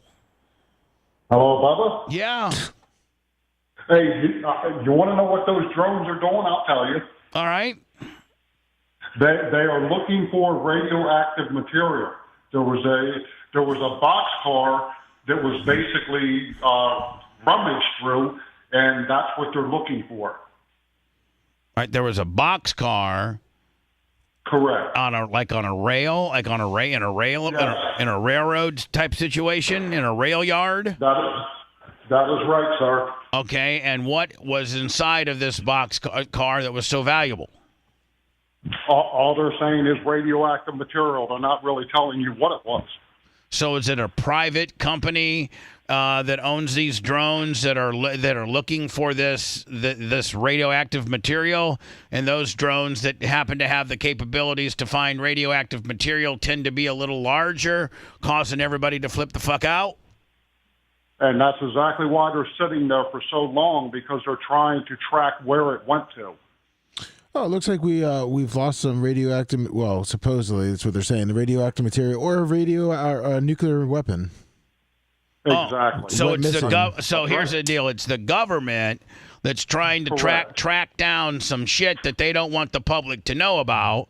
So if they say, hey, we got these drones trying to track down something radioactive and or nuclear, it's going to cause an absolute fucking shit show. So they just want to act like they don't know what the fuck's going on. It's almost like I said that exact thing last week. I think you did. I actually think you did. I actually think you said it very similar to that. Yep. That's exactly what's going on, though. All right, man. Rhett was right. New podcast coming soon. Red is right. Red is red. When's that kicking off? No, red is right. Red is right. Yeah. When's that kicking? I don't know. Hello. Star Bubba. Yes, sir. See, when you go to the phone line, you just get fucking idiots. Drones could be AI? No, we already deciphered as to what the fucking drones are. The drones have not been officially, nobody said this officially, but we've got good reason to believe. We're officially reporting. We are, the Bubba the Love Sponge show, courtesy of our good video editor and in charge of everything video and other things, Rhett. Rhett is reporting that it's some type of nuclear and or radioactive. Well, no, that was just my guess last week. The guy on the phone reported it. I know, but no, you're reporting it right because you had a 58-minute drive to work. The guy on the fucking phone isn't part of the show, but if Rhett reports, he's part of the show. And Rhett had a 58-minute drive to work. He had plenty of time to think about this, okay? So this is well thought out. Yeah, and plus you were first, Rhett. Makes you look that much more cooler. It looks like on November 2nd, there was a report from the Nuclear Commission, Regulatory Commission, that radioactive material went missing on December 2nd. All right. So there you go. Sir, it's not an AI bullshit. Here's what it is. Take it to work today and spin it by all the boys. And that is, there's some radioactive material that was probably government regulated in some way, shape, or form that came up missing. And these drones in the New Jersey area are trying to find where this radioactive material went to, because obviously that's very volatile and you want that in the wrong hands or just out and about. That's a controlled situation. I know a lot of Jewish people right now in New Jersey are seeing their doctors for anxiety medication because they can't handle what's going on right now. Exactly. And I would be one of them. But so there's some radioactive material that was reported missing early December, and that's about when all these drone sightings came up. And the American government doesn't want to be honest with you because, sir, let's say you live in New Jersey, right around the place where all these drones have been flying around, and the government. It's easier for the government to tell you, "Hey, listen, Jim, we don't know what the fuck's going on. We're looking into it," rather than, "Hey, Jim, we have a massive amount of radioactivity material that has come up missing, and we're trying to find it." That's right. How does Jim? 10, yeah, there you go. 10-4. Thanks. Lummy, everybody is saying that the star Bubba gimmick still works. Let's try it. Probably busy. Probably 6 people sitting there waiting. Maybe you got to have a certain. Maybe it's only on cell phones. Because I'm trying to use my landline here, Lummy. Hey, boss man, you going straight through one today? I don't know. Okay. I'm just gonna go. I think Seth has a little bit of anxiety from this nuclear material being out there. I'm not going through one. I'm going to one. No. There's enough nuclear material when I go outside after the plane flies over with the jet fuel. So. Oh, Lummy, I think it's only on cell. I don't think it's on landline. And here it is. Listen, hold on. Star Bubba. Sorry, but I did not recognize what you said. What? I've sent a message to your phone. Tap the link to access Bubba online. Message and data rates may apply. DDP for life. Can't remember. Star BU. We love members. We'll give you your $5 worth. Thanks for calling Star Bubba and supporting Bubba Army Radio. To speak with Bubba live on the air, just stay on the line. If you would like information about any product advertised during the radio show, just say the name of the product now. To order Bubba Army merchandise, say merchandise. Merchandise. No, I wanted to call myself. Oh, sorry. Trying to call. I was couldn't hear. Okay, I'll connect you through to the Bubba Show now. I've also sent a message to your phone. Tap the link to download our app or watch the show live on Twitch. Message and data rates may apply. See if it's putting me right through here. There is a phone line ringing, but that's not me. That's not you, no. Hold on. It should be the next one ringing. Hold on here. And there's Bubba. Oh, yeah. Hold on. Check this out. Watch me call myself. Hello? It really works. Hello? Right. Oh, yeah. Man. Is that cool or what? Sure is. I mean, some technology from 2017 that still works. But that might be Bubba. Everything comes back around. It says, tap this link to get our app to watch Bubba online. Boom. Let me see if it does go to our Twitch. It's probably our old app. Yeah, it doesn't go anywhere. Well, hold on. It's still loading. Oh, yeah. It goes to. Watch live. I hit watch live, and sorry, unless you've got a time machine that available. It's a dead link. Yeah, it's a dead link. But I mean, I wonder if we could de-dead that link. You know what I'm saying? You think we could? I don't know. Do we know who set up the Star Bubba? Yeah, Fabrizi. Okay. Maybe he can. Fabrizi, yeah. Here's the deal, Star Bubba. If you want to talk to me. I didn't even go through the merchandise deal, but maybe that's something I can get tracked down and fix, because that would be cool. I mean, 813-90 Bubba is cool, but Star Bubba, we can get a little bit more mileage out of that, because it wants to take you to my merchandise deal. And then, we should have a way where it takes you right to your bank account, so we could empty that out too on the phone. Venmo, PayPal, and Cash App. Yeah. I mean, there's a lot of things we could do. Just type in the last 4 of your social, and we'll go ahead and take what's in there. That's right. Everybody's flipping out over in Hollywood. Somebody has graffitied a picture of, was that like Mario? No, that's Luigi. Oh, was that Luigi? Oh, that's why there's an L, right? Yes. Yeah, Mario's. Yeah, but man, that doesn't look like him at all. Well, it's kind of just, maybe they didn't put their heart and soul into it. Maybe it was all about the caption. Who's next? Well, Luigi has a longer head, where Mario has a more rounder face. I mean, here's the deal. As inappropriate as that is, it's still highly protected under the First Amendment. It may not be your cup of tea, and it's certainly not cool. Ask that lady over in what was it, Lakeland or Sarasota, who just got arrested? The Blue Cross way out. Oh yeah, we had that story last week before I cleared it. Let me just off the top of my head. Free speech, my ass. She was calling. Was it United or was it Blue Cross Blue Shield? Yeah, it was Blue Cross. It was this woman from Lakeland was calling Blue Cross Blue Shield. They took it as a threat, though, didn't they? And she was really fed up because, like most people that call your insurance company, you're usually not called just to chat. Say, just want to let you know, man, I'm really happy with my silver plan on Blue Cross Blue Shield. I went and saw my doctor last week. They took my copay and everything. It's great. Thank you. Instead, it usually is Blue Cross Blue Shield. Oh, yeah. Let me tell you something. I went to my doctor, and then they referred me to the specialist, and then the specialist doesn't take your insurance, and now I don't know what to do because I got, like, whatever. I got some kind of problem. And so you guys keep denying my claim, and I can't. And that's where most people's frustration in insurance starts, is the fact that they have something wrong with them that they need handled, and the insurance company denies their claim, correct? Yes. And they either have to pay cash for it, or they have to, I don't know. Looks like someone's already raised $25,000 for her. So the woman in Lakeland has Blue Cross Blue Shield on, and the woman's not getting the information that she wants, and the woman from Lakeland, the caller, says what? Deny, depose, delay, I don't know, whatever the three shell casings. Deny, defend, depose. Whatever. And she had said, you people are next. I sent you the news story. Yeah. Listen, she's a dumbass for saying that. Like, don't fucking say that and be a tough guy, but she didn't do anything wrong. Realistically, though, Rhett, she didn't do anything wrong.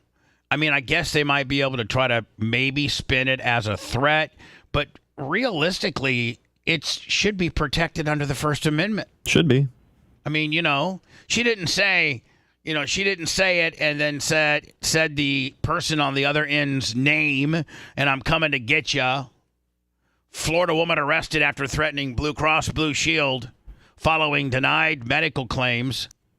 Brianna Boston, 42, allegedly told the insurance company, delay, deny, depose. You people are next during a recorded phone call. I sent you the local story that has a video, like a news story behind it, because I think Fox News. Now, has somebody updated also told me, did you guys know that with the new, which by the way, I hated the new Apple update. Yes. For the Photos app?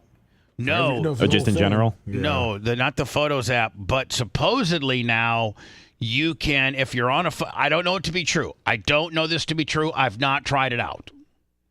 But supposedly when you're on a phone call now, there's something in the upper left corner, some kind of that you can hit. Like there's three little lines or something like that you can hit, and you now are recording the phone call, and it sends a disclaimer to the person on the other end saying this phone call is now being recorded. Pacific Northwest Mike became a member. I don't know if that's true or not. No, it is. You can record phone calls in the new iOS on update. the new iOS. OS, yeah. All right, so Rhett, I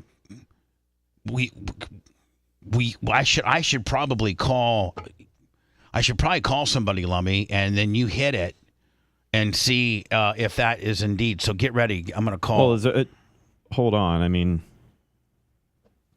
Sorry, go ahead. No, you told me to hold on, so I'm holding on. Well, who are we calling? How are we calling them? I was going to call Lummy. I was going to call Lummy from like the warm line. Okay. If Lummy's got the new update, or if you have the new update. Lummy, is your phone updated? Yeah. Okay. It doesn't matter. Whoever I call, and I'm on the other line, and then Lummy, you hit that feature. Can you see it on your phone? Well, I think it's during the phone call. I have not seen that option at all. All right, so I'll try that. Okay. I don't know what your phone number is, but I'll find it. Do you want me to just call in to 90BUBBA? I want to play. Ad Solutions can drive more clients to your law firm. It does have that, doesn't it? Yeah. Don't call in yet. I got to play this story. Okay. So, hey, see, look at this show, giving you people information that you didn't know. Not even Rhett, Johnny Know-It-All, knew this. Rhett, admittedly, you did not know this. Did you not, buddy? That you can record phone calls? No, that in the new software update, it's giving people the option to record. I did know that. My girlfriend Taylor told me last week. I'm just in it for the new emojis, man. Those are Connect pretty cool. with Flex.com. This case has simultaneously heightened fears for insurance companies nationwide, and it has tapped into a deep distrust of the American healthcare industry. A woman in Lakeland is now facing serious charges for her. And Lummy, you're saying that they've raised $25,000? Yes. She's going to make money on this deal. She's got to retain, she could retain the two. Would this not be considered under First Amendment stuff? You would think so. Jay or Kevin? Alleged threats against an insurance company. Fox 13's Evan Moon looking into this in our newsroom. And Evan, this woman is accused of using the same words that Mangione is accused of etching into those shell casings found at the scene of the murder. Hey, Chris, that's right. It's all too familiar this week. She said, delay, deny, depose, and you people are next. This was all over a phone call with a Blue Cross Blue Shield employee. But I spoke with a lawyer. Yeah, she spoke with lawyers, and it'd be interesting why the judge just didn't throw it right on out. Lawyer who says even given the tragedy in the healthcare world this week, the charges against her are too severe. A 42-year-old married mother of 3 from Lakeland was in court today, charged with threats to conduct an act of terrorism and a mass shooting for a phone. Man, look at that humanity in that room. Now, are these they people charged her with threats to conduct a mass shooting because of what she said on the phone. Are these people? They're waiting. They're all waiting? Yeah, wow. Phone call with a healthcare agent. She needs to hire Jay Diaco or Kevin Hazlett, who are both winners of huge First Amendment cases about me. You don't think they're going to knock this charge down on her? It does seem a little extreme. I mean, listen. Either that or they're going to make Seth, or they're going to make an example out of her. One of the two. It'd be tough to make an example out of a mother of 2 or 3 or whatever. But Just written threat to kill or injure, conduct a mass shooting or an act of terrorism. That's a second-degree felony, punished by 15 years in Florida State Prison. She's accused of threatening the Blue Cross Blue Shield employee using the now infamous language associated with the accused United Healthcare CEO killer. Brianna Boston admitted to saying, delay, deny, depose, you people are next. We spoke with a lawyer about the case. I think it's an overcharge. Exactly. Reality, there's nothing in her communication that specifically says she's going to commit a mass shooting. I think it's more falls on that free speech Lawyers law, are really on that funny. protected speech. Although stupid, although ignorant, something you shouldn't say. The law allows you to say stupid, ignorant things, and even violent things. I've been making a living at that. Listen, the law saying that you can say stupid, ignorant things. I've niched out a career. Slade doesn't need to go to jail for 15 years or have her kids taken away. But when Luigi has empowered people, and when you feel like you can say you are next, that gets into a gray area. To me, that gets past just saying stupid things. To me, it seems a little threatening, but I'm a pussy.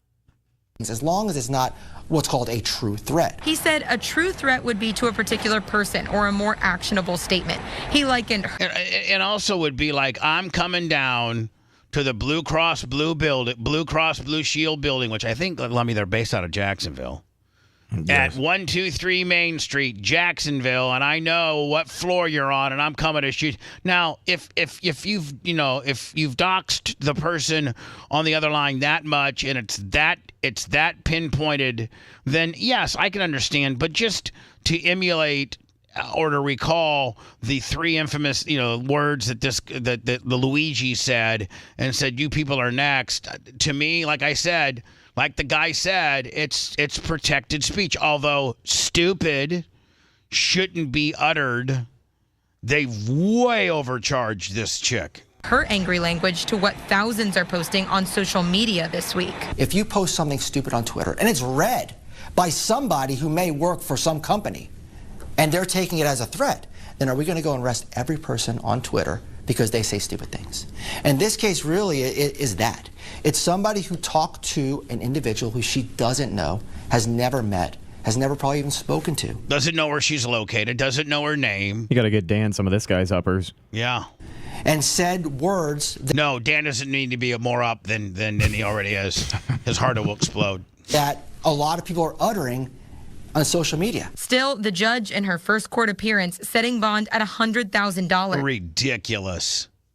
Let me, is it what Is this in the Polk County court system? Yes, I guess. Referencing the tensions in the U.S. around healthcare right now. I do find that the bond of $100,000 is appropriate considering the status of our country at this point. I think that works better. The status of our country has nothing to do with free speech.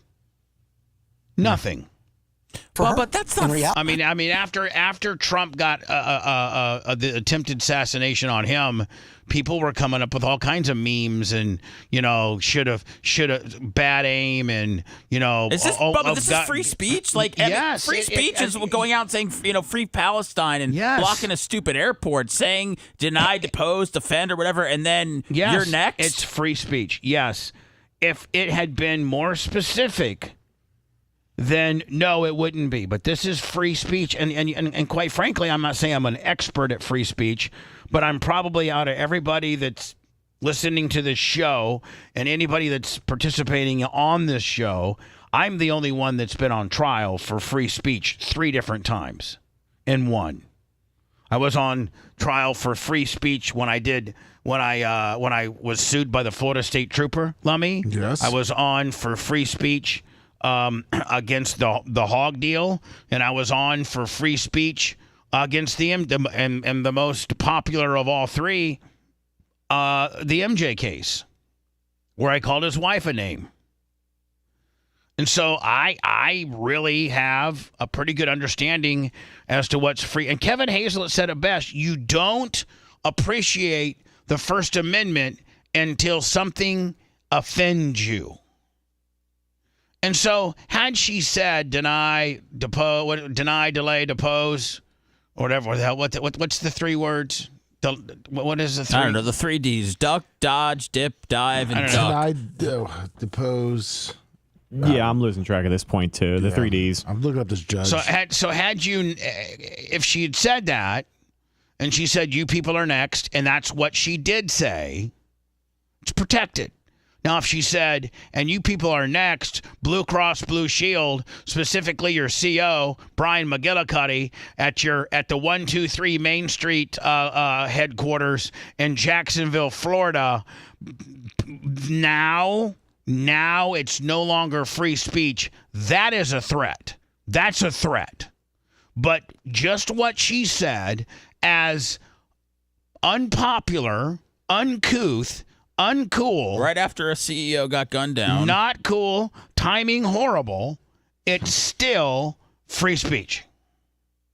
Free to be stupid. You're right. Because it goes back to her saying this is political hyperbole. This is me expressing my frustration. I reached out to Florida Blue Cross Blue Shield about the threats made and subsequent charges. They said they cannot comment on security matters. Brianna Boston's lawyer is also not commenting on the case at this time. Brianna. Evan, thank you. Star Bubba, if you want to call us. It's a new, I didn't even know it was something that we implemented like back in 17, 18, and it's still available. I'm going to try to refine it so that when you click on something besides call me or talk to me, that the link that you get sent is a little more up to date and works, and it's not a dead link. Hi, who's this? Hi, good morning. It's Brian. Hi, Brian. I don't know if you guys listen, like anyone on the show, but you guys were a big focus on the Mike Kelty show this morning. I did not hear that. I'm sorry. I never listened to that show for the most part, and because I'm live during when he is, but we're not. I was fixing my phone and put on my radio, and since you guys weren't playing live, I was like, oh, let's see what they're up to. And they were doing that thing where I forget what it's called, where they claim that they're all going to admit the truth. Okay. I don't know what it's called. And there was probably like 5 callers that called about you. And was he truthful? In my opinion, no, but it was him and Oliveira giving the story about Merch Creek. Oh, they were giving their version, saying that she jumped on him and that he had to push her away, and then they found a second phone in her purse, which I don't know why they would go through her purse. I mean, that somewhat kind of admits that I don't think that you should be going through, as you've yoked up the girl and thrown her outside to sit on a curb. I don't think that you should be going through her things. Well, that's their story, and Oliveira was trying to give his. And I don't think that she naturally carries two phones. She has one for business, meaning the merchandise. I mean, and listen, anybody that's ever ordered merchandise knows that Merch Crick will call you. She'll call you up, and if there's an issue, phone and a business phone. Yeah, and then she's got one that that we speak with, or her dad and her son and things like that. So she does have two phones. So. Yeah, so that came up, and then they asked about Oliveira. When was the last time that they spoke to you? They said that you randomly texted him like 2 years after the Hogan video when things came out, and you said something along the lines of, I can't believe you were part of this, you son of a bitch. And they all started laughing. I forget what the third one was. Jeez. It had something to do with Calta, the two of them, or the two of you. It wasn't that particular, but the Merch Crick story, I was just like, man. I mean, people can go back and watch the video and literally. Yeah, if you go back and watch the video, he's lying. Like it's called Under Oath. That's what it's called, Under Oath. Bubba's Cankles, $100. Sorry for his lame call. Well, no, this is fine. This guy brought it up. No. Bubba's Cankles giving $100 for he's sorry about his call. Oh, and I don't want him mad at me. It's just you're all over the place, Bubba's Cankles. You had me on speakerphone, then you had on Cricket Wireless.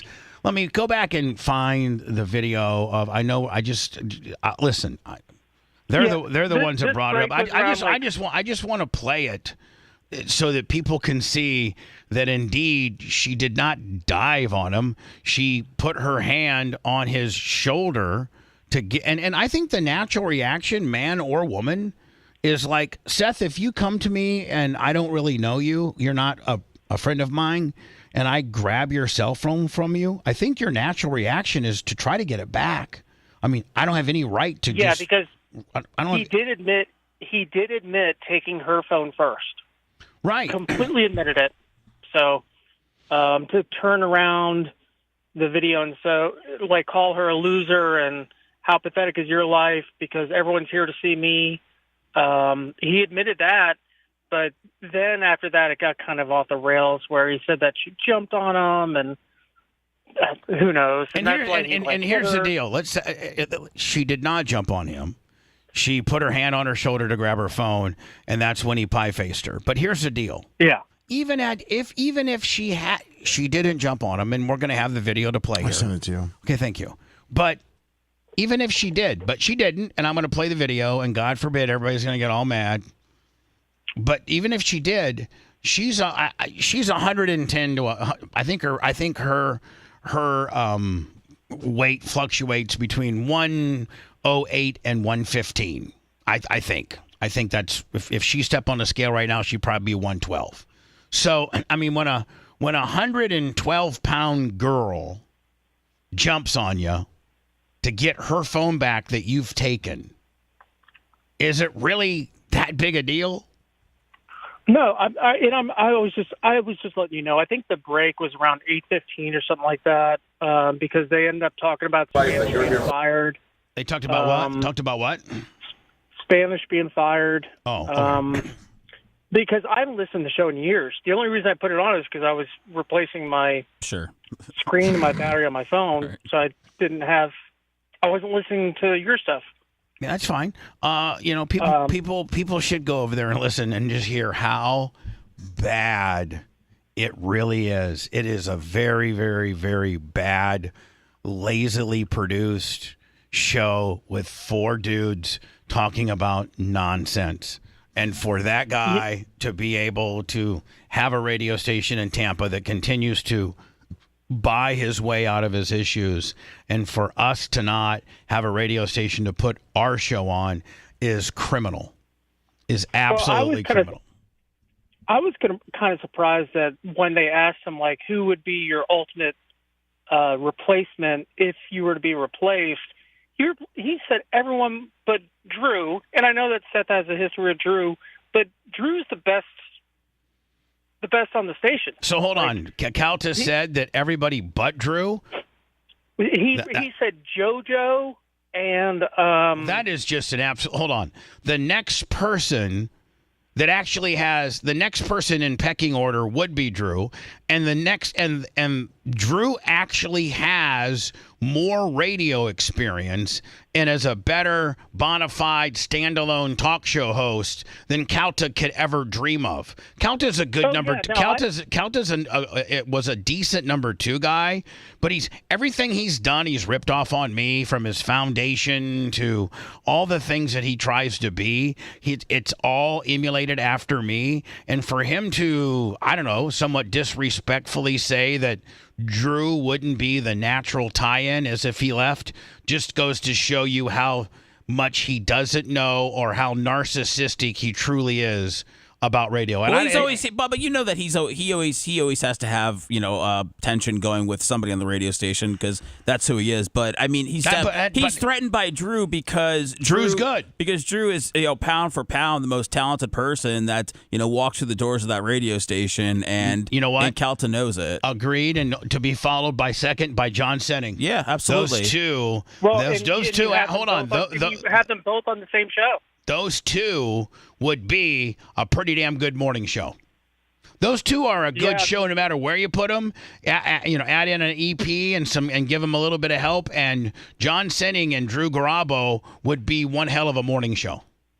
Yeah, they just need to get rid of the because I do occasionally listen to them in the afternoon because I'm very lucky. I get to work from home. I actually encourage my listeners, if you have an opportunity, to catch Drew in the afternoon. Drew and John Senning. Yeah, go do so. We're very much friendly fire with those guys. Very much no problem. Yeah. In fact, I think I can say, and Seth, you don't have an issue with that. You and John are friends. Yeah, absolutely. Yeah. So listen, I want everybody to know that I did not bring this topic up. That they brought it up in the you brought it up, and it sounds like they spent an extensive amount of time on their show talking about it. I would say out of the 30 minutes of that under oath thing, I would say 17 minutes were spent. And you know what the worst thing about was? This has nothing to do with me. I wasn't there. She asked me, hey, they said that you sent her. No, I did not send her. She asked me. She asked me, you know what? We don't have any footage of anybody asking him any questions. She said, I've been on their website and he's going to be at a gun show, gun store, somewhere in Sarasota, Bradenton, on a Saturday. Yep. Can I drive down there and see if I can? And she had her printed questions. And I go, yeah, but I want you to understand that I don't have anything to do with this. I don't want to be there. I don't want to be inside the building. I don't want to be anywhere close to this situation. And if you can get some great footage of him being a horse's ass, then so be it. That's on you. And you know what? Yeah. And so it to me, their explanation that it sounds like their explanation is that she attacked him. She attacked him. Well, we're going to go ahead and we're going to go ahead and play the video, okay?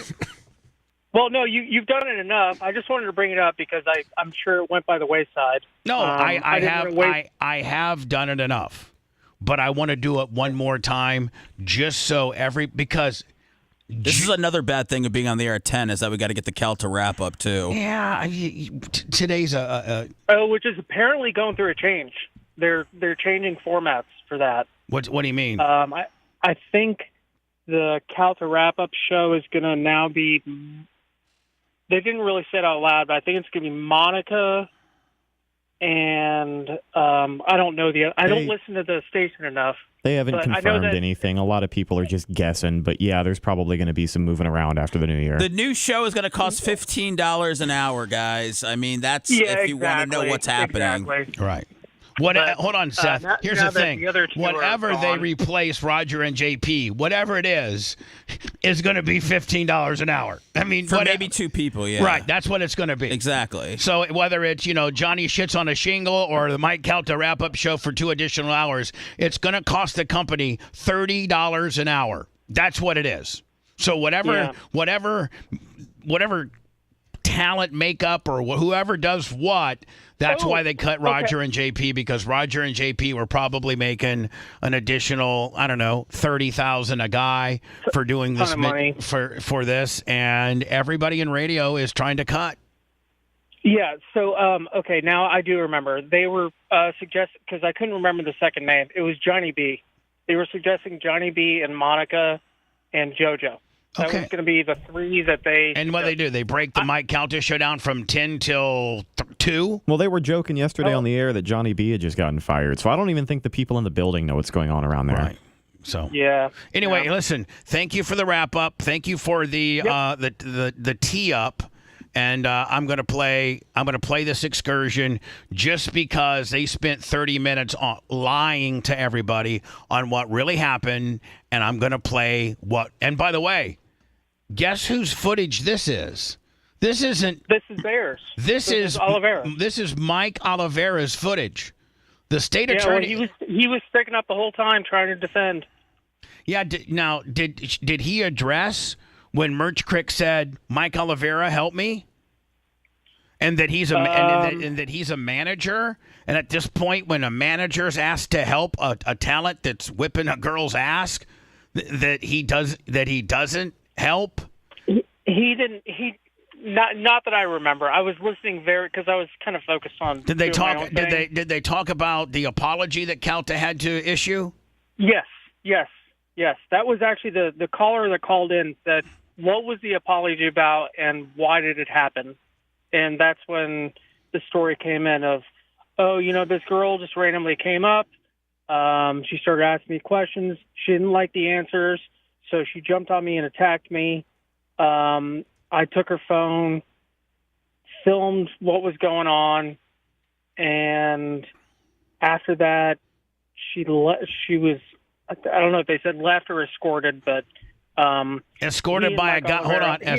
He and Mike Oliveira said exactly the same thing. Escorted by a guy that was high. That's a felon.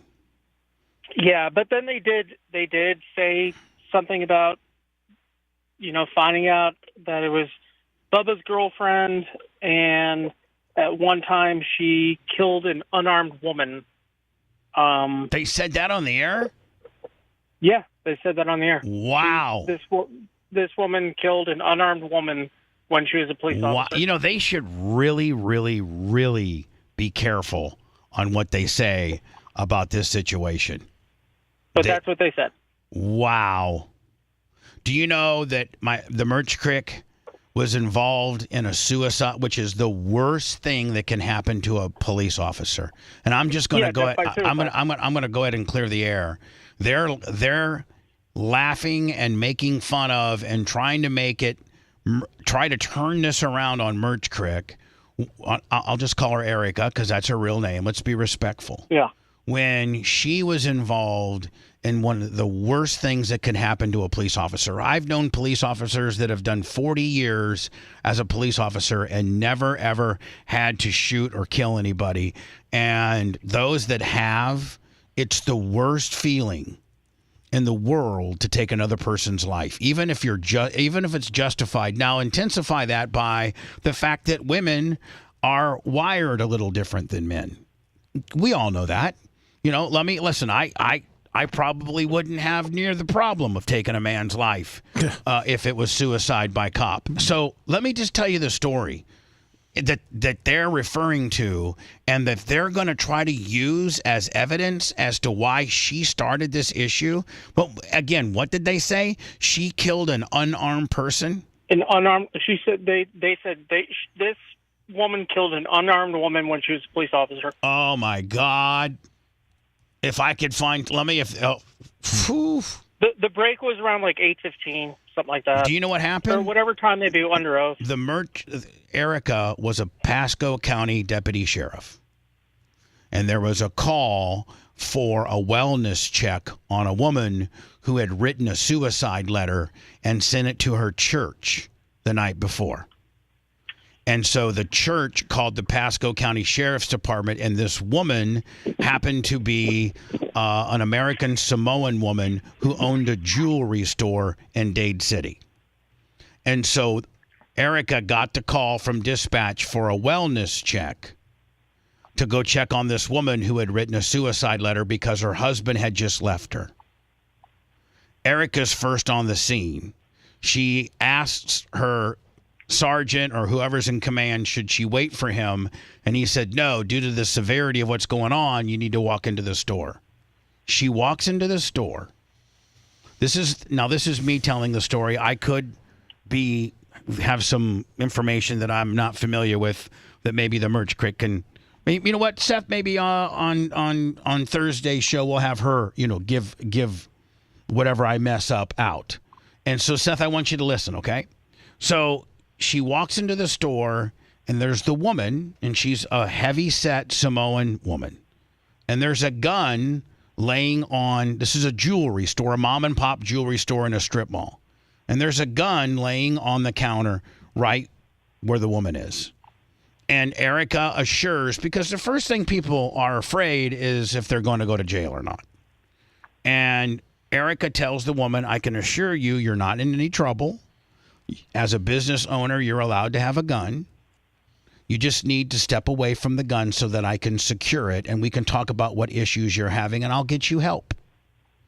But I need to know what your intentions are. By the way, there's videotape of all this, and Erica, poor thing, had to go through 2 trials.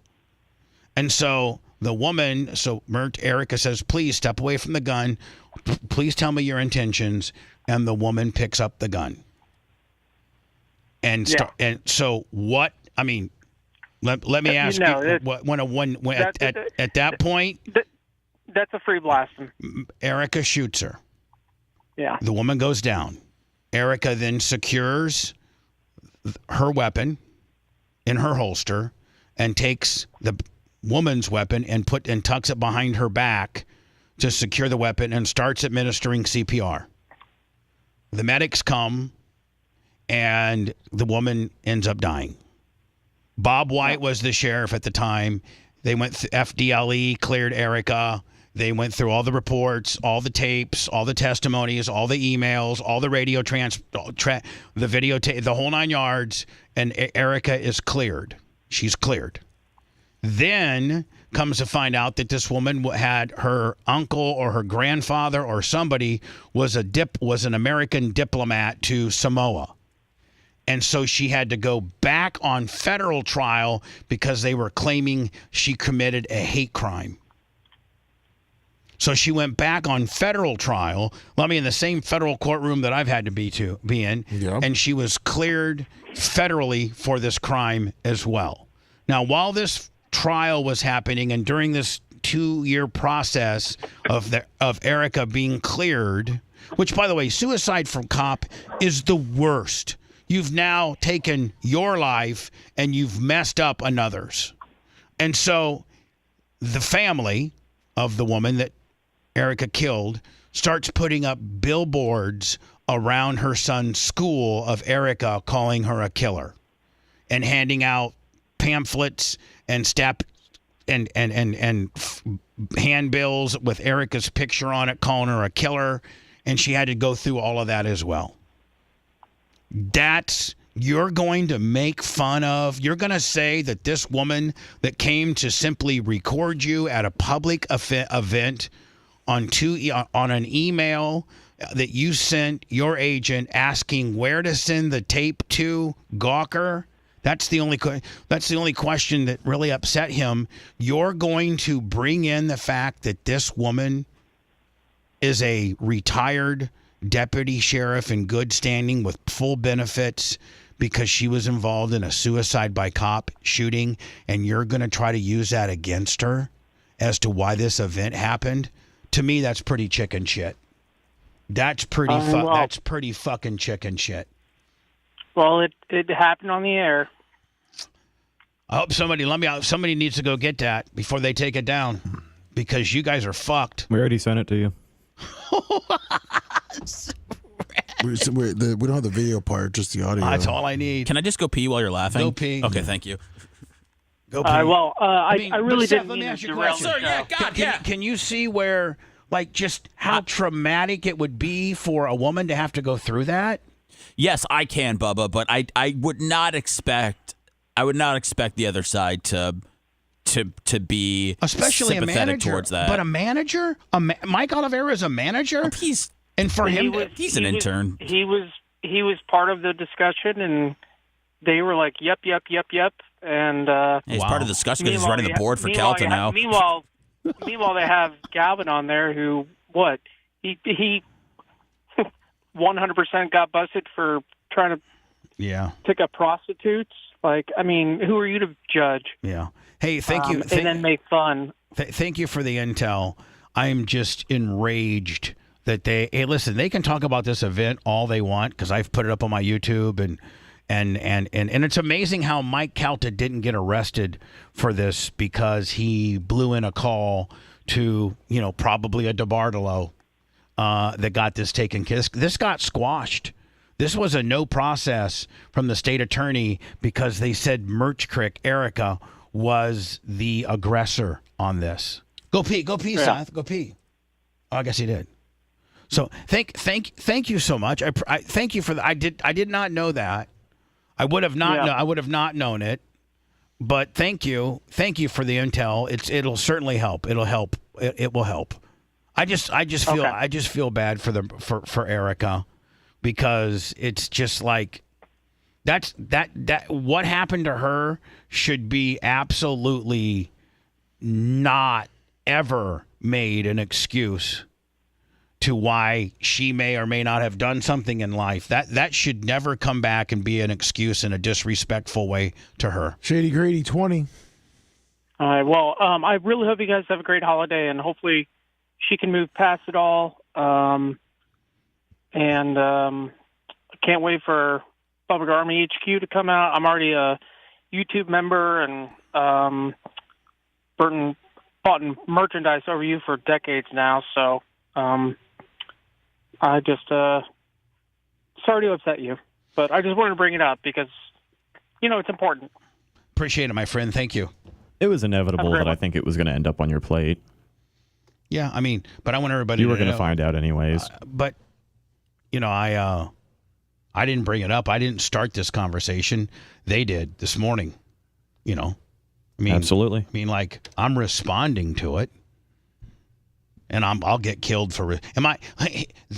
I wouldn't be who I am today if I didn't respond to somebody that's going to make these accusations and allegations against my fiance in this particular situation. This fat fuck got so lucky for the phone call that he blew into the DeBartolos and to Dominic Ferriello, who's so tied to the underbelly of the good old boy network of Tampa as to why this guy didn't. If this happens, Lummy, in any other county and it's involving any other woman except one that happens to be engaged to Bubba Clem, then the fat ass DJ goes to jail and is facing all of the. Well, I mean, he's facing recording somebody speaking openly. I'm sorry. We went through we went through and made this video for the state attorney. Yes.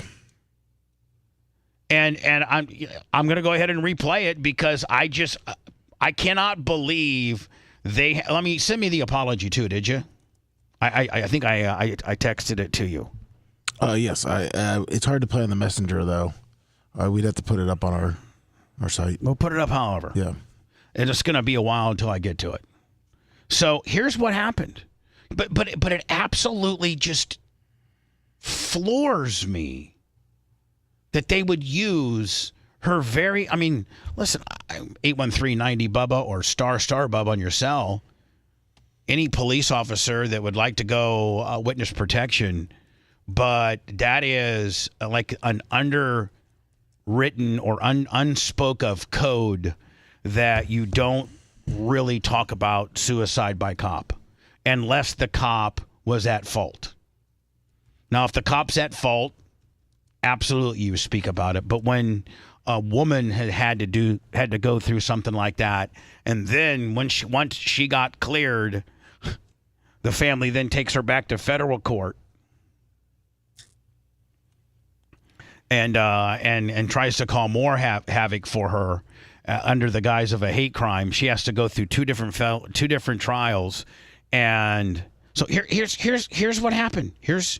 This is taken from Mike Oliveira's phone, a manager. How pathetic is your life that you're here fighting this fight? Honestly, how pathetic? My life is not pathetic. Look, turn around, look at these people.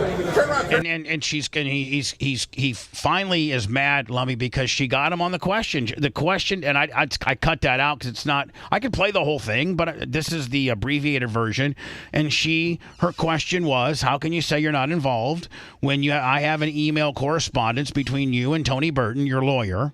I'm sorry, your agent who works for Don Buchwald and Associates, saying I send your discs to Gawker at this address. That was the question Merch Crick asked him. How can you say you're not involved when the correspondence that you had with your agent was for you to send the disc to Gawker at this New York address? He then, rather than to answer the question, he says, how pathetic is your life to be fighting this fight? And grabs her phone. Honestly, how pathetic. My life is not pathetic. Look, turn around, look at these people. Turn around, turn your camera around. These people. So hold on. Strong arm there's a subsection. I mean, there's Florida State Statute 18812-131-1B, strong arm robbery by sudden snatching. I don't think anybody's going to dispute that he grabs her phone from her.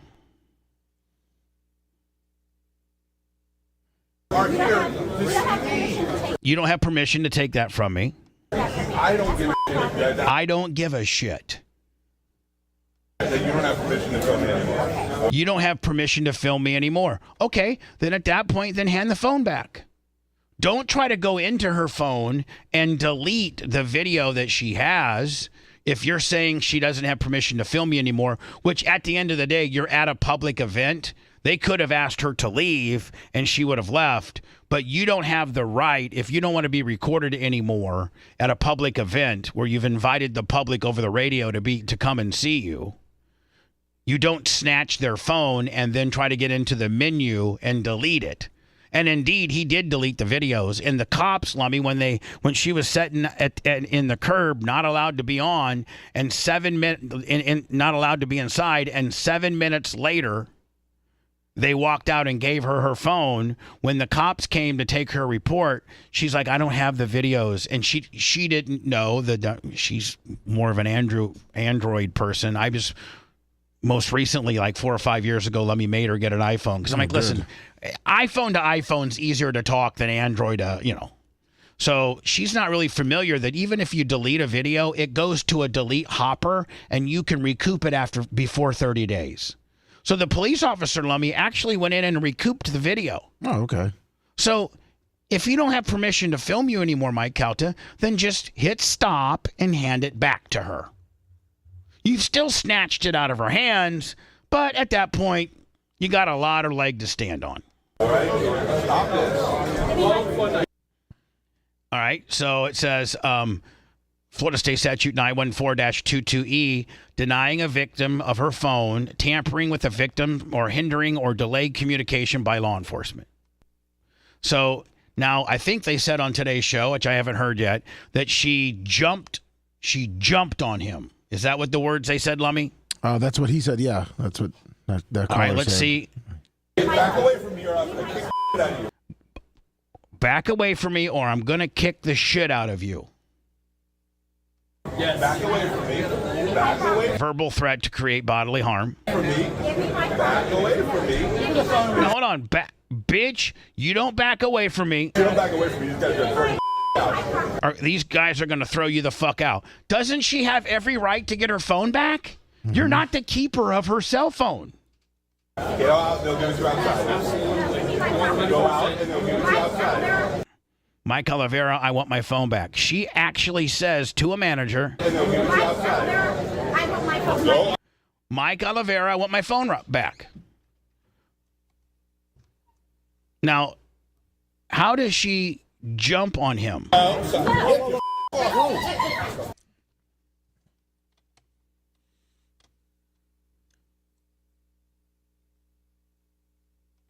Bam. And he literally smashes her face.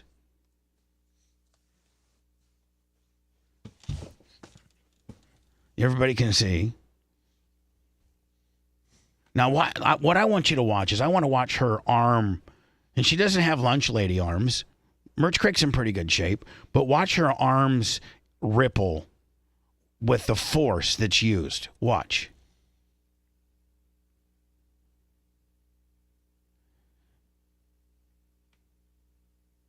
Right. Did you see that, Lummy? Yeah. Did you see Seth? Did you see that? Oh, she doesn't. yeah. She doesn't have. She's not fat. She's not fat. And watch her arms wrinkle. That had some speed of sound behind it. It did. Watch her arms. That's one of my attorneys pointed that out.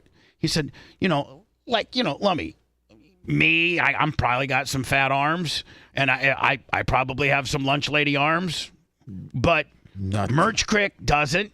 Watch the skin crinkle with the force. Now, that's because there's a lot of pressure going on there. There's a lot of force. And he palms her face and throws her back. And then this where... Now, mind you, he has her phone. He has her phone. Get the fuck off me, you cunt. Get the fuck off me, you cunt. And his jowls made the same ripples that her arm did. Just for those scoring at home, right? Say it. Yes, absolutely. It's very jowly. In fact, I don't even know who got the more of the ripple effect. It might be a dead tie. Get the fuck. How does Apollo Global, Apollo Global, who's their management company, who owns Cox Media, they have a whole women's initiative where they have stepped up and they put they invest $2 billion a year in women-owned businesses. How do they employ this guy? Yeah. Get the fuck off me, you cunt.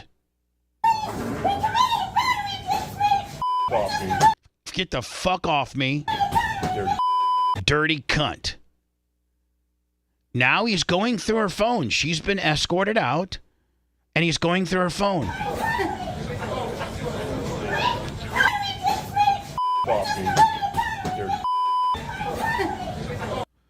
And now, as you can see, Lummy, she's outside. Outside, yeah. And he has her phone.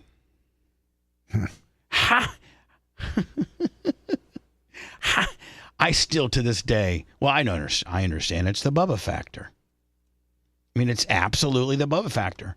He blew a phone call into one of the DeBartolos. The DeBartolos blew a phone call. He blew a phone call into Dominic Ferriello, who blew a phone call. Somehow, she requested the phone records, and there were a bunch of phone calls made from 813 numbers. I mean, where's is it Spotify right here? Oh, that's a full show, but I sent you the apology also. I know, but where's the Mike Calton they talk about it today at? Currently it's only been the Spotify that Red sent me, which is the full show. Right. It hasn't been cut up, so we'd have to find it. We'll find it. Maybe we can just find where the general area of it is. So here's the other thing. So what was he off the air, like 3 or 4 days while they were trying to investigate it? And since their bought and paid for state attorney decided not to file charges on him, and instead the official word that came back, Jay Diaco was representing Merch, Erica, was that she was the aggressor, and she's lucky he doesn't press charges because she was the one that was the aggressor. So I guess Cox makes him do an apology at the start of one of his shows. And listen, from a person that's had to make an apology, if you just read it like a dick and don't really have any heartfelt message behind it, it doesn't usually end up well for you. And this was his apology from doing that in order to get back on the air. Recently at an event, I reacted to a situation in a way that I wish I had not. I said things and behaved in a manner that I regret, and I am sorry. I expect more from myself, and you should expect more from me, too. Recently at an event... That's it. That's it. That's it. That's all. That's it. That's fucking it. Recently at an event, I reacted to a situation in a way that I wish I had not. I said things and behaved in a manner that I regret, and I am sorry. I expect more from myself, and you should expect more from me, too. I expect more from myself, and you should expect more from me, too. I expect more from myself, and you should expect more from me, too. We're seeing less and less of those eyes, though, buddy. God, I know his eyes are closing up like fucking They're gone. They're gone. There's no more eyes. Instead of he's got bad eating, he has no more eyes. Yeah, he's almost completed his transition into being a bulldog. Oh. So I didn't bring this up. I know people will make, Bubba's bringing up the content stuff. Bubba's bringing up the Hogan stuff. No, I didn't. He did. They're the ones that talked about it today. So I'm going to defend my girlfriend. And where I have zero fucking tolerance. And if you're going to parlay this incident... Is he next? No. Okay. If he's going to parlay this incident into a suicide by cop situation, that's fucked up. Well, if you click on the Spotify, Rhett was able to find the time. Of course, Rhett was. Rhett, thank you for your hard work on this. Yeah. Poor guy to sift through the show. 1 hour and 50 minutes. 1 hour and 50 minutes? Yes. Okay. Now, will they, on the bottom there. Will they be able to pull this down? They will tomorrow. Do you have the ability to save it? We're trying. All right. What's it called? 1 what? 1 hour and 50 minutes. They pulled their video portion of the YouTube down currently. I know. I just want to captivate this. Oh, I'm just letting you know that. I mean, I'm just saying I don't want this to go away and me not have it. Well, I mean, after the show today, we can just let it run and then record it that way if we have to. First, we pick the person. We'd be like, Galvin, Wednesday, you're going under oath. Mm-hmm. And Tuesday, you're going under oath. And this, and then we're like, well, let's just do where the whole show goes under oath. And then we'd be able to ask questions among each other. I think the walls are closing in with him. Well, I'm just doing what I'm doing. I'm keep on keeping on. I got a great crew. Seth stepped up and did a great show yesterday. We got fucking Santa versus elves. We got outfits on the way. Outfits. That's right, outfits. Not costumes. Outfits are on the way.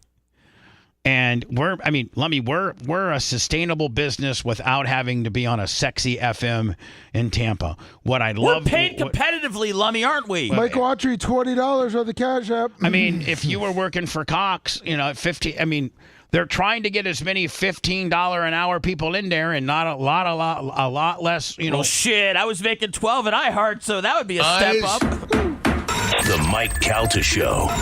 So, I'm beside myself that Mike Oliveira, as a manager, would pull out this woman shot. Now, did I hear the word innocent or unarmed? This woman shot an innocent and or unarmed woman. Talking about Merch Crick, who was involved in the suicide by cop. And cleared subsequently by two different juries. The state jury and the FDLE, and then a federal jury, as the woman that she killed was a Samoan, and they tried to get her on that. 10 seconds, didn't say a word, and then it took me 5 times asking him his name. Can you imagine, Lemmy, if we were on like 98 Rock or The Shark, we would be just killing it. Oh, yeah. Easy. Killing it. Watch this. What's your name, sir? And if I'm Cox, I'm like, why are you talking about this? Why? When somebody calls in and said, hey, tell me about the time that you beat up Bubba's girlfriend at the gun joint, hang up on him. He is such a liability. Oh, Yeah. by the way. No, that's not what happened. I called, and what she did, she was like, Mike Calta Show, and then she was completely quiet. I just said, hi. This is 150 right here. Let me. I said Mike Calta Show. I said Mike Calta Show. What's So let me, at the end of the day, we'll have our version of it recorded, right? Yes, we will. All right. your name? No. Yes, it is. All right. Listen, let's move on. We're on the air. We're under oath. What do you got, sir? All right. So anyway, what I was going to bring up was, I don't know if you're allowed to talk about it because obviously it's probably a pretty sensitive issue, but if there's any vagueness that you can probably talk about it, but you had an issue that you had to make some type of minimal apology on the air. And I didn't know if you could express some type of detail or just general what happened with all that. You're going to have to, fortunately, I've had a couple of those. You're going to be a little more specific, sir. Yeah, I guess that's true. So you took someone's phone out of their hand, to be more specific. So you want me to tell you the whole story? Sure. So I have an appearance at Shark Coast Tactical, and Mike Olivero is doing his radio show live from there, and I sit down to do the radio show with Mike. When we come out of break, there is some sort of kerfuffle going on in front of me where this woman is making a gesture trying to get my attention and calling my name, and one of our promotions guys, Jovan, is kind of like giving her like a push away from me. And I said, what's the problem? And she said, Mike, I just want to talk to you, and these guys won't let me near. And I said, let her through. Leave her alone. I couldn't understand why they would be... Carmen, can you lower the music a little bit, please? I couldn't understand why they would want to be taking this woman away from me. So she came over, and I said, what is the problem? And she said, I just wanted to talk to you, and these guys are pushing me away. I said, okay, well, you're here. What do you got? And she said... And she began to start asking me questions about the Hulk Hogan sex tape because she was convinced that I had something to do with it. So I said to her, listen to me, ask me your question, and I will give you the answer. And I did. And then the second question she asked me, and I gave her the answer again. And she was not happy with my answer. And then I said to her, let me ask you a question. How miserable is your life that you're here on a Saturday afternoon and you're doing this that has nothing to do with you? And she said, I'm not miserable. I said, honey, listen to me. And I took her phone. I didn't snatch it away from her. She was holding it up in my face. She was videotaping me the whole time. And I just turned it around so that you could see the people that were in the store. I said, these people have come here to see me today. I'm not the loser. I'm not the one I'm getting paid to be here. And these people came to see me here today. So at that point, she went to go snatch the phone away from me, and she jumped on top of me. And when she jumped on top of me, I pushed her off me because I respect you and I'm not hitting a woman, but once you hit me, all things are off. She jumped on top of me and I pushed her off. I can tell you exactly where I pushed her, on her right shoulder. And then when she left, I found out later on that she was Bubba's girlfriend and that he sent her there, and that she was, I was going to say a lunatic, but that was my opinion, and that she's also shot and killed an unarmed woman at one point. So she was also dangerous. So, yes. Just one thing to bring up, too, because I was standing right next to you while all this was going on. She had about 9 pages of notes. Right. And she had a phone inside her purse that I saw. Yeah. That was also allegedly on. Yeah. So clearly she was sent there to try and get me all riled up. She didn't. And it didn't become a problem until she got physical with me. So I apologized for... I don't remember what I apologized for. I could tell you it wasn't heartfelt. Meaningful, yeah. That was, it was a situation that I prefer didn't happen. I didn't start it. I didn't do anything wrong in it. And the police were involved, and the cops were there, and they found that I did nothing wrong, and we've moved on. And I hope that answers your question, sir, in probably more detail than I've ever talked about before. True. That's awesome. Thank you so much, Carmen. You suck. Oh, what a dick. What a jerk. I like him. I think you're great, Carmen. Mike Calda Show, good morning. We're under oath. You're on the air. What do we got? Yeah, my question's for Galvin. Galvin? All right, so does he go on and talk more about it, or is that it? I think I may have been it. Okay. Did we ever find out if it was a girl hooker Galvin picked up, or because that was always in question? It was a woman because he had asked her to show her tits. And that went away too. Sure did. Well, his wife then got clipped for, I think, like petty theft. It was, she supposedly was, I think, arrested for some type of. Oh, it's not supposed. It definitely happened. Hello, who's this?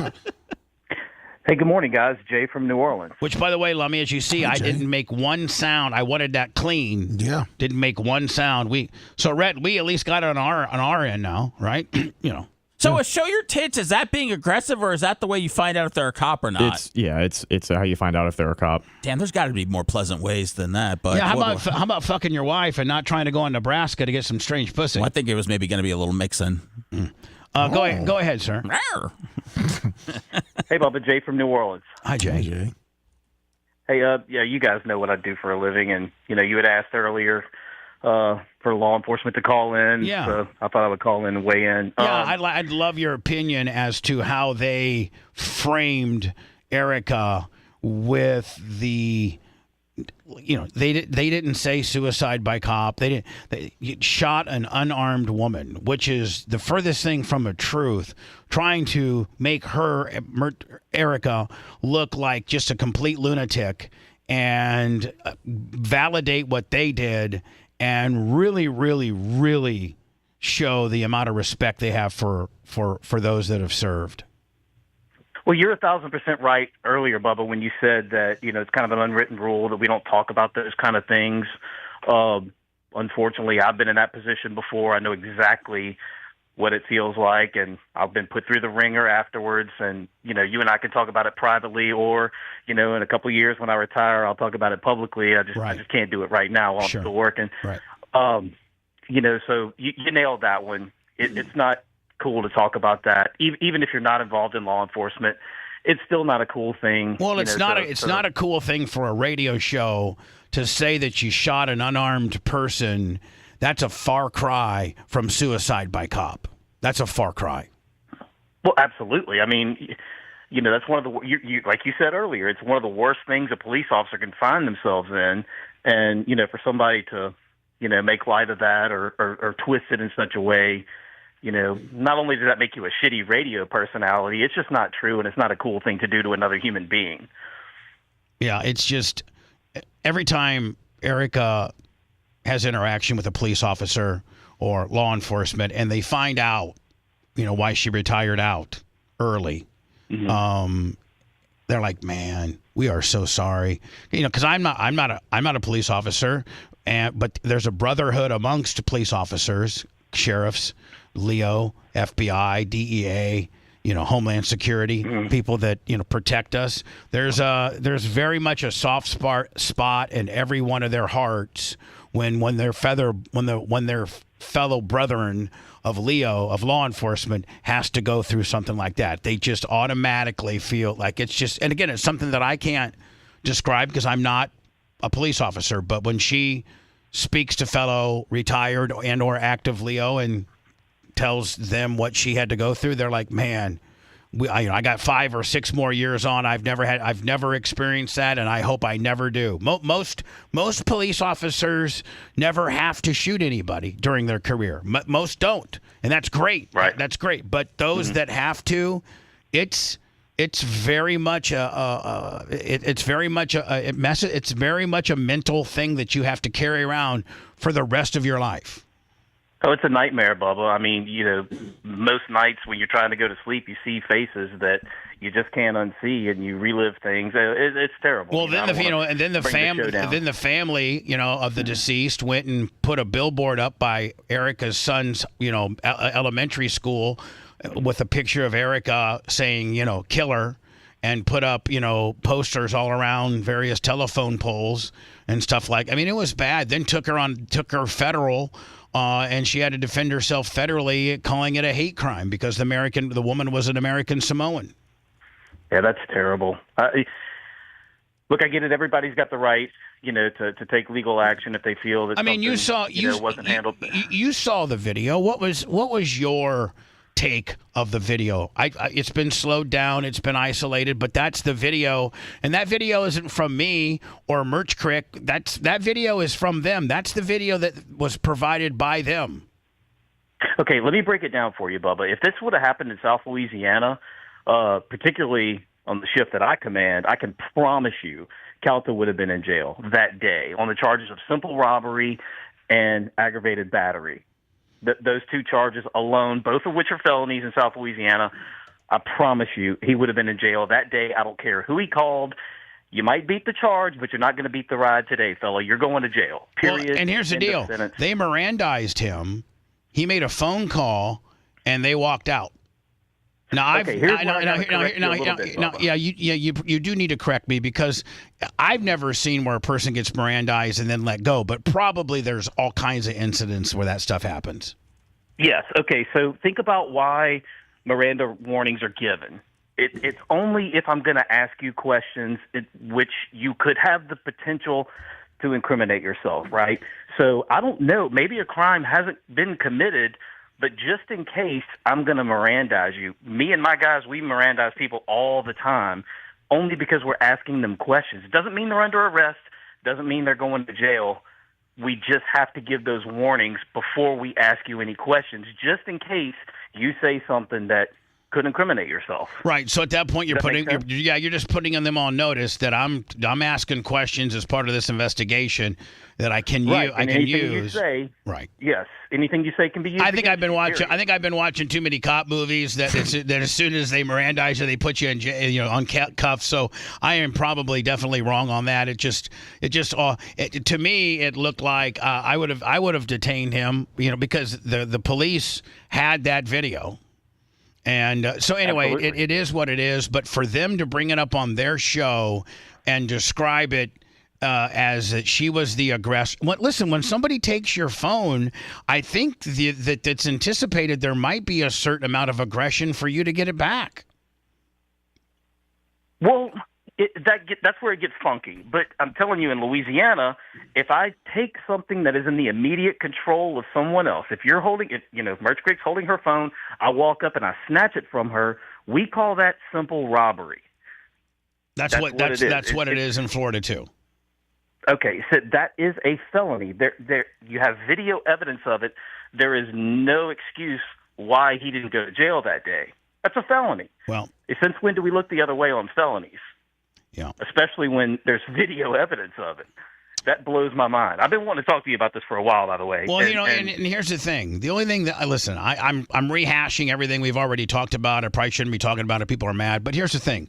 When they this morning on their airwaves, under their I guess I got to tell the truth segment, they bring up her suicide by cop issue to try to make her look like a less credible, crazy person. That's when I got to step the fuck in and defend my girlfriend, because absolutely, and it's low class, Bubba. I mean, this guy, he has zero class. He's proven that. I mean, all the way back from the sex tape deal. I mean, the guy has no class. I mean, she's guilty of walking in with her cell phone in her purse that was recording, and asked him two uncomfortable questions about his involvement in the sex tape. That's all we got here. None of which are illegal. None of which is illegal, and all he had to say was, "You know what, ma'am? I would prefer you. Can we please have her removed?" And boom, they ask her to leave. If she doesn't leave willfully, then they could probably use a certain amount of force to get her out, and that's it. It's done. You don't have. Go ahead. You're expecting a guy with zero class to act like he's got class. I mean, that's how you or I would have handled that situation. But this guy, I mean, he's a piece of shit, and I'm sorry to say that, but it is what it is. That's not how he handled it, and here we are. And he is lucky. He is lucky that didn't happen in Louisiana. And the only reason, I promise you, he'd have been in jail that day. They spent 3 months going through this, trying to be able to come up with why he doesn't get arrested. And her relationship with me had everything to do with why he didn't get arrested, because she wasn't on trial. I was. And who her boyfriend is should have zero bearing as to the crime that took place at that gun shop. The tape, literally, if it got in front of a jury, all you have to do is hit play. All you got to do is hit play, and that And that situation, that crime, completely caught on tape. Every second from the start to the finish is caught on tape. You don't have to tell the jury anything. You're like, listen, ladies of the jury, just watch this tape. Just watch it, and then you figure out who's at fault. That's what we call a banana, Bubba. You're absolutely right. That's a banana case. That's a slam dunk, so to speak. I mean, it's a no-brainer. Here it is. Probably wouldn't even gone to trial because his defense team would have been like, all right, come on, how are we going to settle this? Because we don't want a jury even seeing this tape. So anyway, man, I thought South Louisiana politics were bad, man. I don't know what y'all got going on in Florida there. Tampa's is. I mean, Lummy will tell you. Just anybody that lives here will tell you. There are about 4 or 5 families that run this whole. And the DeBartolos are at the very top of it, and Mike Calta is best friends with the DeBartolos to the tune of. Lummy, he was on the DeBartolo private jet and going to the Montana ranch one summer with his entire family. Wow! So that's how in bed he is. The DeBartolos that used to own the San Francisco 49ers. Yep, they live in Tampa and they're untouchable. They're untouchable. So it's funny you say that. It's funny you say that. Our former governor, he was like 2 governors ago. He's deceased now. His name's Edwin Edwards. He got tied in with the DeBartolos somehow and brought up on federal charges. I don't know if y'all remember that, but it's funny, man. So we're talking about dirty politics between Tampa and South Louisiana. Yeah, and the DeBartolos, Eddie DeBartolo had to relinquish control of the 49ers and give it to his sister. And then Eddie DeBartolo was most recently pardoned by Trump on his way out last time. So he got into a big gambling, racketeering problem with the governor of Louisiana, the guy that you speak of. Edwin Edwards. And I think Edwin Edwards actually got charged for it, did he not? He did. Yeah, absolutely he did. Eddie DeBartolo got pardoned for his. So now you know how things work down here. Edwin served time, federal time, got out, ran for governor, and won again. Shows you how messed up South Louisiana is, too. Well, man, appreciate your service. Appreciate what you've been through. And by the way, shout out to Northeast Louisiana, Monroe. That's where my pa went to college. For real? Yeah. That's where Larry went? Yeah. Louisiana Tech? No. Northeast Louisiana. It's Louisiana Monroe now, yeah. What's their mascot? ULM. Yeah, no, I don't know. I think it's the Cajun Hawks, I think. I'm not sure, but that's where my pa went. That's Louisiana. where Larry went. Larry Cush. Yeah. Anyway, Larry, man, we call that South Arkansas. But hey, I love you guys. No homo, man. Keep up the great work, Bubba. And Warhawks. Thank you. See you guys again soon. Thank you, buddy. Go Warhawks. Thank you, Lummy. So, I just if this situation has really got me enraged, that you can frame Erica as a crazy woman or as an uncredible person because she was a police officer that was involved in a suicide by cop situation and was cleared not only locally and on the state level by FDLE, internal investigation, internal affairs, but also went to a federal trial because the woman she gunned down was an American Samoan and had some type of huge stroke with whatever. And they then put Erica on federal trial for a hate crime, and she won that as well. Poor thing has been through that. Plus, she dates me. So, I mean, God dang. Yeah. I mean, poor thing. Now I know why you put a ring on it. It's true. So let me, maybe we'll listen to this and see if there's any other references. And if it is, well, I certainly need it. Okay. Because I need to forward this. Because, I mean, listen, man. And here's the deal. Most of the time, it's me talking about this situation or the Hogan tape or Mike Calta in itself or something like that. How about all you haters starting to look as to who's firing shots to whom? I wouldn't be a very good boyfriend if I had left that low piece of hanging non-true fruit I had not addressed it. You're not going to call my girlfriend or frame her as a loon or say the reason why she would do something so crazy. Think about it. It's not even that big of a deal. You walked in. I mean, do you know how many personal appearances I've done over the years that people walk in and they start saying crap to me and calling me a fat ass and stuff like that? I mean, I've never put my hands on anybody. No. I've had security remove people, but I've never put my hands on. Well, I choked out Tuttle one time, but that was privately. But like, if you think about it, a woman walks in, she asks a couple questions. You don't like the questions. You tell her to go. You shut up. Get the fuck out of here. Crazy bitch. Lummy, get her the fuck out of here. Get her. Yep. Get out of here, bitch. Come back, bitch. Seth will save you. Seth is in his car because he's having an anxiety attack because there's too many people. And he says, you know what? Come sit in my car and say, don't sit on the curb while Bubba waits to go through your phone. Come sit with me. And I got some anxiety pills that'll calm you down. All right, well, I don't just give those out, Bubba. But, if we can't get to that point in the evening if it needs to be. Right, we can get there. Yeah, we can get there. If you start throwing up, you let me know. I got some Zolfran. It'll take that edge right off. Oh yeah. So, listen, man. Listen. It just absolutely shows, and Seth and Rhett will know this, how fucking untouchable he feels he is. He should not be. A guy gets in under the radar, Lummy, from the phone screener, because whatever. Which I think was Monica. Oh. So he gets in on the phone screener, and then Mike completely walks through the entire case, and very truthfully, too. Except for the fact that the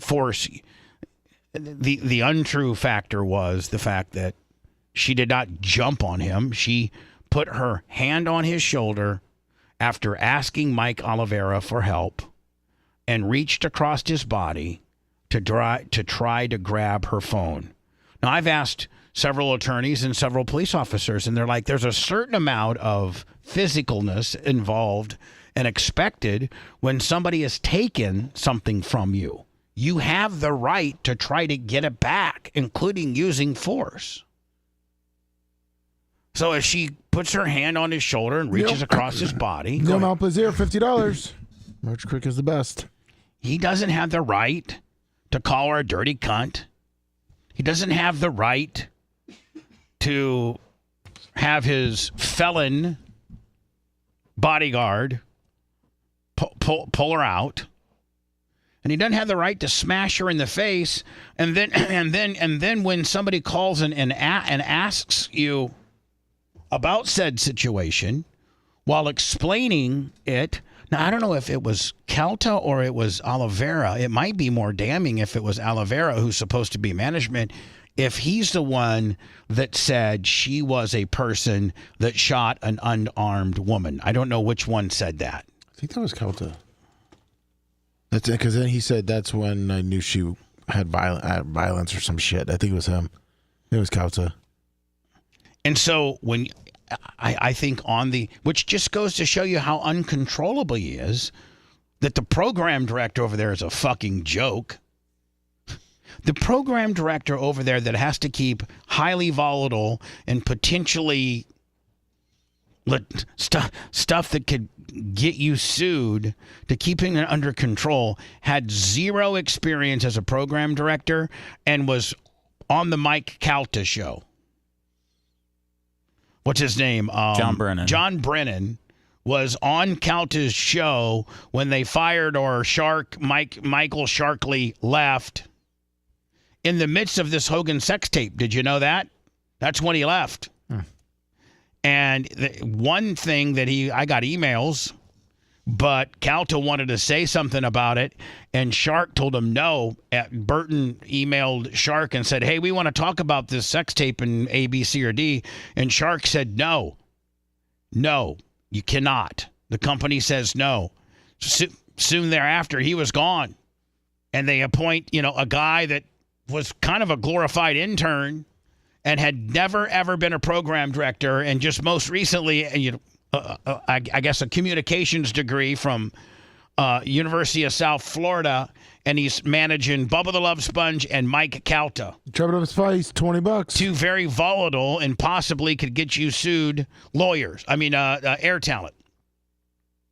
And so if you're Jason Meter or whoever's running the show over there right now, and a call like this comes in, like just came in this morning on this Tell the Truth gimmick, and a guy asks you, hey, Mike, you've had to issue a couple apologies over the years, one of which was, I guess, you grabbed, a girl's phone because she asked you, oh, yeah. And then you walk through the entire story, and while doing that, you call her and you belittle her for being a police officer that shot a person in the line of duty, which was declared suicide by cop, went through 2 different trials. You try to spin the fact that she's unhinged and insane and crazy by bringing that information, which is not public information. I don't think I've ever talked about it. Have I? I don't think I've talked about it. No. I don't think so. No. I don't talk about it because I know that it hurts her. And I know that it's not anything that's relevant to anything in my life or our life or your life or my radio show or our content. There's nothing. You're the ones that brought it up, almost gaslighting her, right? Yeah. Almost gaslighting her. Man, I wish we could just be in separate towns. Why? This is great. Oh, just to get away from all the fucking nonsensical fucking drama and the connections. We don't have the ability to, my friend. You've laid roots here, and I've laid roots here. No, I know. I'm just saying, like, it's this. I think things like this, not to this degree, but I just think it's gonna continue to happen. It's my life. It's going to continue to happen regardless if I'm in Green Bay, Wisconsin, or I'm in fucking Milwaukee, Wisconsin, or Grand Rapids, Michigan. It's my life. It's a major, major situation in my life that will never, maybe someday have some type of resolve, but it's just my life. And I know that you don't like it, but it's something that just is going to always be hanging around. No, I'm just talking about just in general with the fucking, living in the same fucking city as Calta, to where Calta can go blowing a call to, the DeBartolos, and just like, yeah, we're all very, entrenched in the city. So that's just my thing, is I just feel like things like this will, continue to happen as long as we're all still. None of us have caused any. We have not done any of this. I'm guilty of letting my best friend fuck my wife, and my surveillance system got it, and I kept it, and I transferred it to DVD, and I brought it to work. That's what I'm guilty of. That has a whole ecosystem of itself, in the fact that could potentially pan out via a documentary or not, and happens to be that the guy that was part of all of that is Mike Calta. The problem is him, not me. And if he had done to your wife what he had done to my girlfriend, or Lummy, he had done to Ashley what he had done to my girlfriend, or he had done to Rhett's girlfriend, you motherfuckers could not sleep at night until it was resolved either. And people are like, oh, just let it go. Just let it. No, I'm not fucking ever letting it go until I finally get some type of closure on this. And it's easier said than done. Ty J can yell at me. You can yell at me. Anybody can yell at me. But until you walk a mile in my fucking shoes, nobody can tell me what to do or how to handle this. Can you walk a mile in your shoes?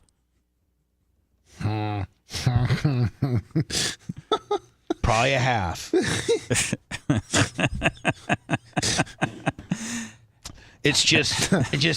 I'm just Joshua with the big fella. Come on, it's the holidays. Let me sit on your lap. He can run three. He can walk 3 miles. What Ty J say to you? Ty can tell me all the time, stop talking about that shit. I'd be scared. How he sounds too. I'd listen to Ty J. I'm scared as fuck. Yeah. And I'd be like, you know what? And you know what I say to him? I try not to, but guess what? And so this is where I get him every time.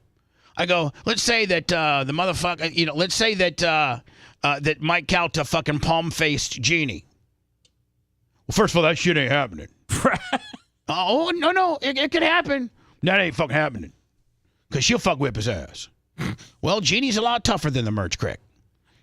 Jeannie is a bad bitch. Jeannie can climb up a pole with her fucking pinkies. Ty J could kill a man, I think, with just a canoe oar. I think he could finish him with that. Kayak paddle. So the next time any hater from any forum anywhere starts fucking with me and saying, "Oh, Bob, put your fucking self in my shoes."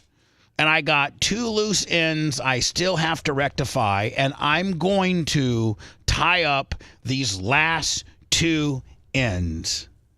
And when those are fucking tied up, I'll move on. You'll never hear me speak about it, because all I got to say is, well, I mean, when somebody's be like, hey, man, tell you about the Hogan team, watch the doc. Watch the documentary. And then with the Calta fucking, palm-facing merch crick, I'll be like, you know what? That situation's getting ready to rear its ugly head back up as well, and I will completely accept whatever that outcome may be.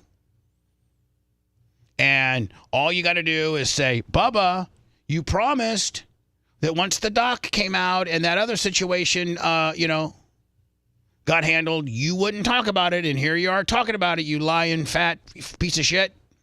Who's mad you're talking about it? I don't have any chat up today because my mouse is not working. Everybody. Oh, they're mad? No, I'm just everybody. I got that wrench on my YouTube name. I could get people out of there. And here's the thing: the people that are mad or keep bringing it up, are the people that are either Calta fans or Calta fucking himself. It's hard telling how many accounts he's got, but they know it's coming. Remember when Dion said it, Lummy? We coming? Yeah, with bringing the Louis. We coming. No, we ain't got Louis. we got fucking Samsonite. Oh, okay. Better than.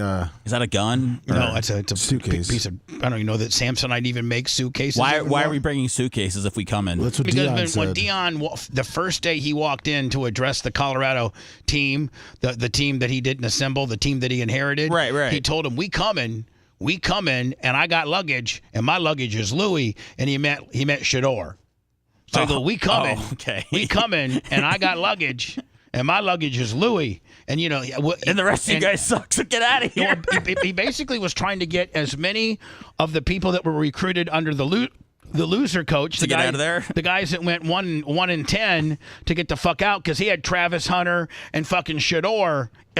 Both of those pieces would be considered Louis. Man, didn't Travis just win the Heisman Trophy this past weekend? He sure did. Oh yeah, they show it. There was a text. Somebody posted a screenshot of Shador. I think that what did Travis originally go to Jackson State? Yes. Yep. There's a screenshot of Shador telling him to come play with us in Colorado, and he's like, you know what, I just might. And I read the other day that Travis Hunter, he graduated with a 4.0, and also that he takes none of the NIL collective money at Colorado, and that he's actually one of the biggest donors.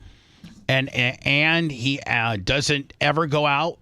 He has a 4.0, never goes out and drinking or partying. And I guess he is absolutely obsessed with breaking down game film. So like on Friday or Saturday when the guys he's breaking down game film on his little iPad. Like he's in speaking privately with Dion a few different times.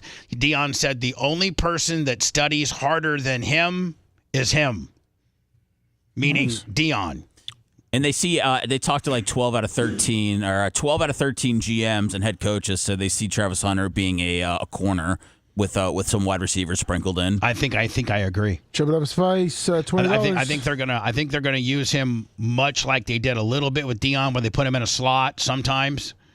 Where he can, with the West Coast, now with that offense where you got a guy in like a running back, a wide receiver that can take that jet sweep. You know what I'm saying? I think they're going to use him in that capacity. But I mean, I don't know if he's a shutdown corner, but When you're a coroner and you have as good a hands as he does, that makes you even that much. Now, most they call it elite ball skills, Bubba. A lot of men have it. We wish women had it, but apparently it's a thing that men have. Elite ball skills.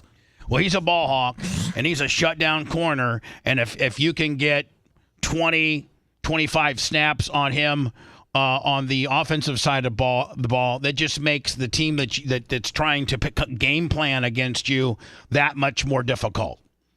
Oh, my God, they're going to put in the fucking Hunter kid. And now they got jet sweep possibilities. Now they got, But now, is there there's a big controversy with regards to the Heisman. People thought the kid from Boise State should have won.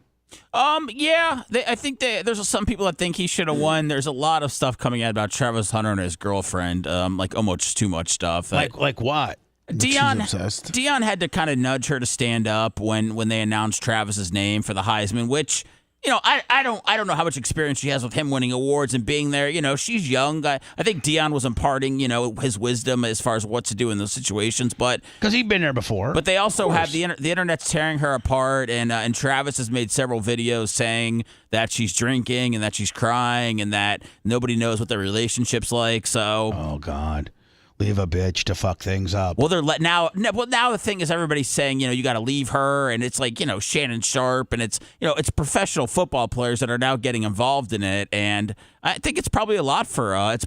For Travis, right? Yeah. Viewers of the Heisman ceremony took umbrage to Buffalo's coach Dion seemingly having to tell, is it Lenny to stand up when Hunter was announced the winner, and then again when a video surfaced of her looking upset as he interacted with what looked like fans at a pop-up event after winning. When his name was called, I instantly was going to get up. If you watch the video, his mom didn't get up, so I was like, maybe I shouldn't get up. I should just sit here, she said in an emotional TikTok Monday that lasted only 8 minutes. As soon as I seen Travis get up, I thought it was appropriate to stand up, greet him, congratulate him. But then that's right when that was a camera. There was a camera right in front of Coach Prime, and I knew that they were going to film that moment because of how people were online. I was like, I don't want to be in that shot, so I sat down. I got out of the camera purposely so they can have their moment. That's all. This is too much, man. We're putting way too much. We're putting way too much on who the fuck stood up when. You know right? what? I did hear she did on one of this is like God, my fucking algorithm. If it's not Dave Blunt, it's Travis Hunter relationship shit. But because he doesn't drink or smoke or do anything. Look at that smile, man. They talked about that's why they said this is definitely his first girlfriend. They said that Travis Hunter, because he doesn't party or anything, that he would take his girlfriend to parties and he would sit outside in the car for 3 or 4 hours and just wait till whenever she was done. Yep. Like that sounds like something that might be happening in my life. Uh-oh. Wait. And it's a recipe for disaster. Wait, what are you? When you got a strong-willed woman that runs the show and you're a little bitch. I don't know if it's a bitch. I just think he doesn't like to do that stuff, but she does. I don't know. Who are you comparing? Are you in merch? Tyler. Oh, Tyler. Okay. Tyler only does and says what he's supposed to. Oh, okay. All right. I got lost for a second. I'm back now. I'm sorry. Yeah. That's not good. No, it's horrible. I know. I shouldn't have brought it up. No, it's okay. Yeah, but it's part of the Heisman deal. I just hope Travis Hunter realizes that nobody, and for every person that's listening right now, I invite you to tell me how many people you know in life that actually end up being with their first love, their first person that they ever dated, the first person that they ever kissed, the first person that they ever had sex with, their very first official girlfriend. How many people over the age of 40 are still with that person? And I guarantee you the statistics are in the single digits. How many here? This is my first girlfriend. Phoebe? Yeah. Phoebe's your first girlfriend. I mean, I had other, I had, of course, 2 to 3 other ladies that I had seen throughout my lifetime, but none of them not ever. Your first girlfriend. No, but two other ladies. But I asked Phoebe to be my girlfriend. I said, "Will you be my girlfriend?" I didn't ask. Did you have 2 or 3 other ladies that you had sexual relationships with? Yes, but it wasn't. It was yes. I did, but we weren't together. We were just, That's okay. You don't usually end up with your first piece of ass. You're not with your first piece of ass. Me? Yeah. Lummy, I'm not worth my first millionth piece of ass. Lummy, are you with your first piece of ass? No, I'm not. Rat? I know Rhett's not. Oh, Rhett's had 3 girlfriends since including the girl from IHOP. Well, yeah. Don't do drastic things with your first piece of ass. It never works out. What's Trump saying here? United Healthcare shooting, the shooting of the CEO in New York. Can you talk about the CEO of United Healthcare? Give us your thoughts about that, and what do you make of the reaction I think around it's the terrible. suspected shooter? Does that tell you anything about how people I think it's a about terrible thing. I think it's really terrible that some people seem to admire him, like him. And I was happy to see that it wasn't specific to this gentleman that was killed. It's just an overall sickness as opposed to a specific sickness. That was a terrible thing. It was cold-blooded, just a cold-blooded, horrible killing. And how people can like this guy is, that's a sickness, actually. That's really very bad, especially the way it was done. It was so bad, right in the back. And very bad, thing like that, you can't believe that some people, and maybe it's fake news, I don't know. It's hard to believe that that can even be thought of, but it seems that there's a certain appetite for him. I don't get it. Yeah. United Healthcare shooting, the shooting of the CEO in New York. Can you give us your thoughts about that? And I kind of think that's the most. I think that's the way everybody thinks. I think everybody thinks like, fuck. Everybody has the right to have a potential appetite for this guy, but at the end of the day, he's a cold-blooded killer. Yeah. And we're now finding out that he wasn't even a client of United. We all know how fucked up the healthcare system is.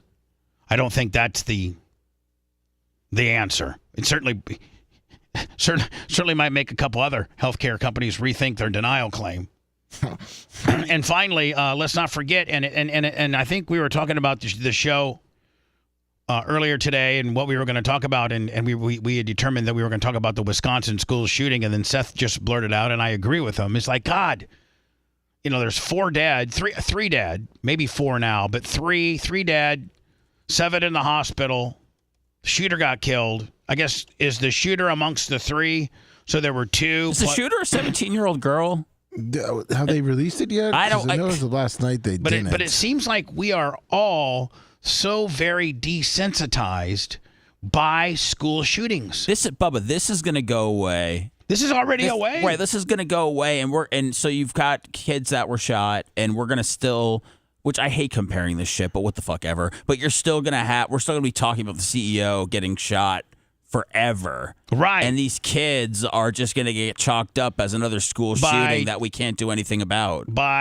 And again, there's nothing I guess you can't do anything about either one. I guess you can't stop them, but this won't, I don't know what you do to stop these, but I'm just saying this news cycle will keep Luigi and the CEO and every move Luigi makes ahead of NPD. This. Yes. Well, Jay-Z can still poke through the headlines. So we did just get an update from our command. But we've become so desensitized by this. We really have.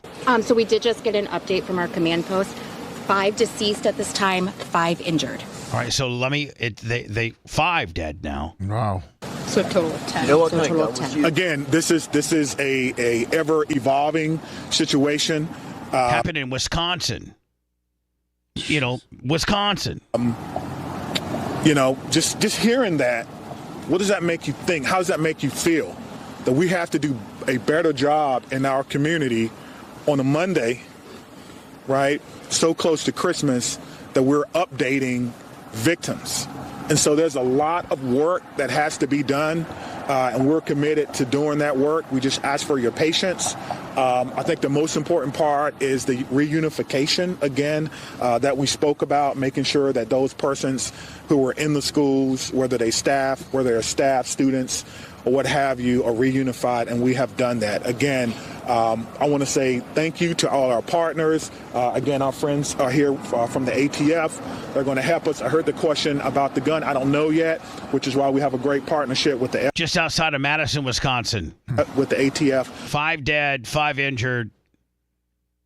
That will help us. School had about 390 students. Determine the origin of this gun and where it happened. Fired their weapons. That is correct. Let's follow that one question. I don't know if it's a male or female, but the police department did not fire their weapons. Thank you.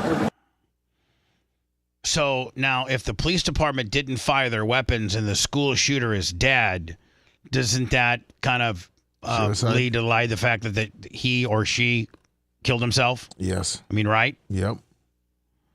I also saw something. I don't know. I also saw, I believe, a letter. But again, I don't know. I don't know if it's true or not. It said Madison Police. Here's a little bit more of a little bit more updated. Madison Police Chief Sean Barnes said 15-year-old Natalie Rumpnow, who goes by Samantha, opened fire inside the Abundant Life Christian School. Barnes said the shooting took place during study hall with multiple grades in the room. Police said evidence suggests the shooter died of self-inflicted wounds, gunshot wound. Barnes added officials are speaking to Rumpnow's father, who said that he is cooperating with police. Barnes said a second-grade student called 911 to report the shooting. At 10:57, a second-grade student, second grade, that's Sammy's age practically. Yeah, no, that is. Yeah, that's second grade. Can you imagine if poor Sammy is going to what this looks like, maybe a Christian faith-based, maybe private school, and she now has to, call 911, and little Sammy, second grader, has to call this in. Oh, that's why they do active assailant or assailant. What is it, God? Active assailant. God, I can't say it now. Assailant. Yeah, active assailant drills every month. They really do. But boy, all we had to do was tornado and fire. They now have to do, fucking whack job. Yep.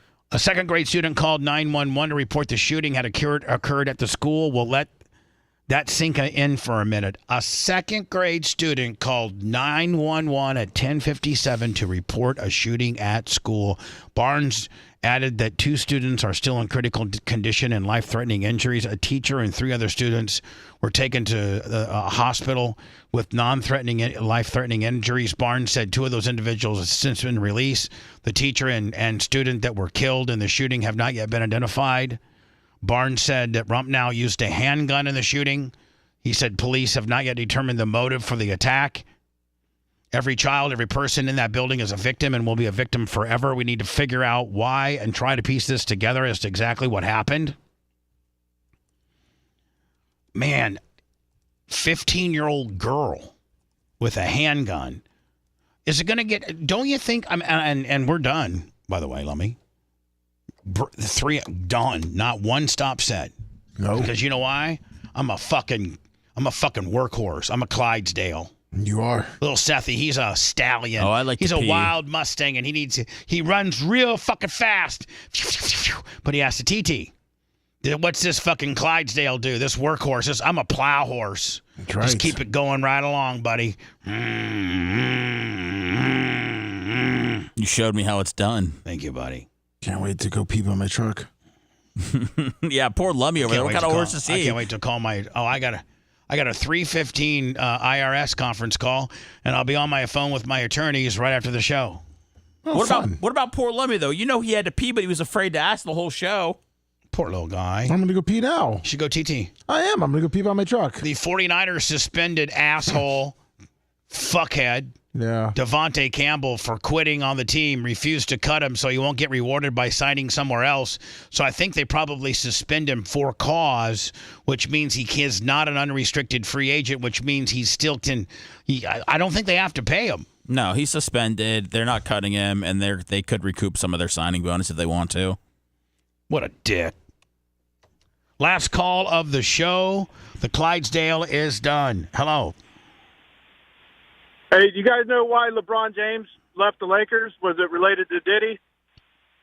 I wasn't familiar that LeBron James left the Lakers. Yeah, he took a few personal days and came back. Maybe because they they fucking suck.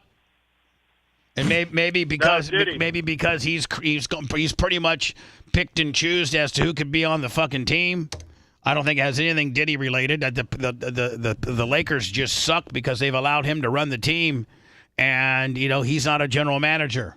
Hey, drafting his son 55th overall just goes to show you how much he doesn't fucking know. There's actually talk about moving LeBron and Bronny to Golden State to pair him up with Steph Curry. Do you know Bronny sold 500,000 jersey sales, generating $50 million for the Lakers? Jeez. That's insane. Maybe there's other ways of doing business. Yeah, I think what second-round picks, selling 500,000 jerseys. You're exactly right. Most secondhand guys are getting 2 or 3 minutes off the bench on a blowout, right? Yeah, LeBron took a couple days off. Nobody knows what it is. Right. I always assume that it could be something very personal. I don't think he's caught up in any Diddy stuff, but you know what? We'll find out. Let me have Rat and Gary just cut the shit out of that Calta whole deal. Okay. I want to short it up. I want to repurpose it everywhere I possibly can. I'm just going to tell you that privately, but I might as well tell it to you publicly so those fucks know it's coming. We coming. Mike Calta, Mike Oliveira, Cox, Apollo. We coming. We coming with the Bubba tactical bags, bitch. We coming. That's right. We coming with the Bubba straw hat, the fucking Alpha perfume, the Barp ring. Our outfits. We coming. We coming. Costume. You're going to have a manager get on the air today under oath and talk about this particular situation that you shouldn't be talking about, and you're going to spin my girlfriend who was in a suicide by cop situation, which is the worst mental situation that you can put a law enforcement agent through. Wyatt Harris, $50. She was coming, baby fun. She was cleared, not by one but 2 courts, one of which was federal. And you're going to use that against her as to why she decided to She didn't walk in and do anything of craziness. She didn't go in and, you see instances of people walking into stores and kicking the shelves and knocking over, like that girl. You see crazy people walk into stores and do crazy shit. She walked in, she had paperwork and evidence to show Mike Calta and ask him about it. Mike Calta decided to snatch her phone, smash her in the face, delete 2 videos, and call her a dirty fucking cunt. He blew a call into his DeBartolo contacts. They blew a call into Ed Frodsky, better known as Brodsky, the state attorney down there. There were no child charges filed because of who her boyfriend is. And then when asked about it on air today, when they're supposed to be telling the truth, they, allude to the fact that she's crazy, a crazy bitch. Walked in and asked Mike Calta a question that he didn't feel comfortable with. And you know what? She shot a person. She shot an unarmed woman. There's a far cry. There's a far cry between shooting a woman that's unarmed and suicide by cop. There's way difference. And then when you have to apologize to keep your job, you have 11 seconds of, this is really shows you how serious and sorry you really were over the situation. Recently at an event, I reacted to a situation in a way that I wish I had not. I said things and behaved in a manner that I regret, and I am sorry. I expect more from myself, and you should expect more from me, too. Recently at an event, I reacted to a situation in a way that I wish I had not. I said things and behaved in a manner that I regret, and I am sorry. I expect more from myself, and you should expect more from me, too. Boom. That's sincere, isn't it? I'd feel better. You'll have a great day. PayPal, Venmo, Cash App. Let me check PayPal. Let me see if we got anything real fast. And if not, we'll ride this bitch right on out to zero. All right. Let me see here. And we'll talk about this tomorrow, but it looks like Logan Paul versus Conor McGregor in a boxing match. Not Jake Paul, Logan Paul. Oh, wow. Lummy, Scotty Landers, 25. Happy birthday to Party Kim. And Timothy Croy. Finally, I can listen on the West Coast. That sounds like some new money. PayPal, Venmo, Cash App at the Bubba Army. Be looking for some of that Calta stuff as various shorts that Cantrell and Rhett will cut up, and we will get on every possible forum. Lummy X, Twitter, Facebook, everywhere. Instagram, Tick. Hello, who's this?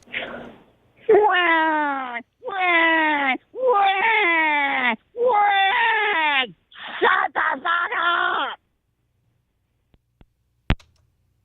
That's better than the Jew comment that ended the show yesterday. There you go. Thanks for letting me finish. You've been listening to the Bubba the Love Sponge Show, starring me, Bubba the Love Sponge, co-host and show historian, Lummit. It's Seth, co-host and president of podcasting. It's Brian Matroni, king of counter programming. Rhett, the filthy ginger video editor. Yeah, back here wiring up. It's Mini Macho. The BRN agent, Thomas Buttoned Up B. Co-host, Dr. Dan Diaco, Esquire of Council. Co-host, J. Diaco, Esquire, the Spitting Cobra of Council. Now, time for the legal disclaimer. Exactly. The Bubba the Love Sponge Show is intended solely for the enjoyment of our listening audience. Any rebroadcast, retransmission, or other use of this show without express written consent of the Bubba Radio Network is prohibited. We must dissuade him of this delusion. Until next time, always remember. I'll repeat hello.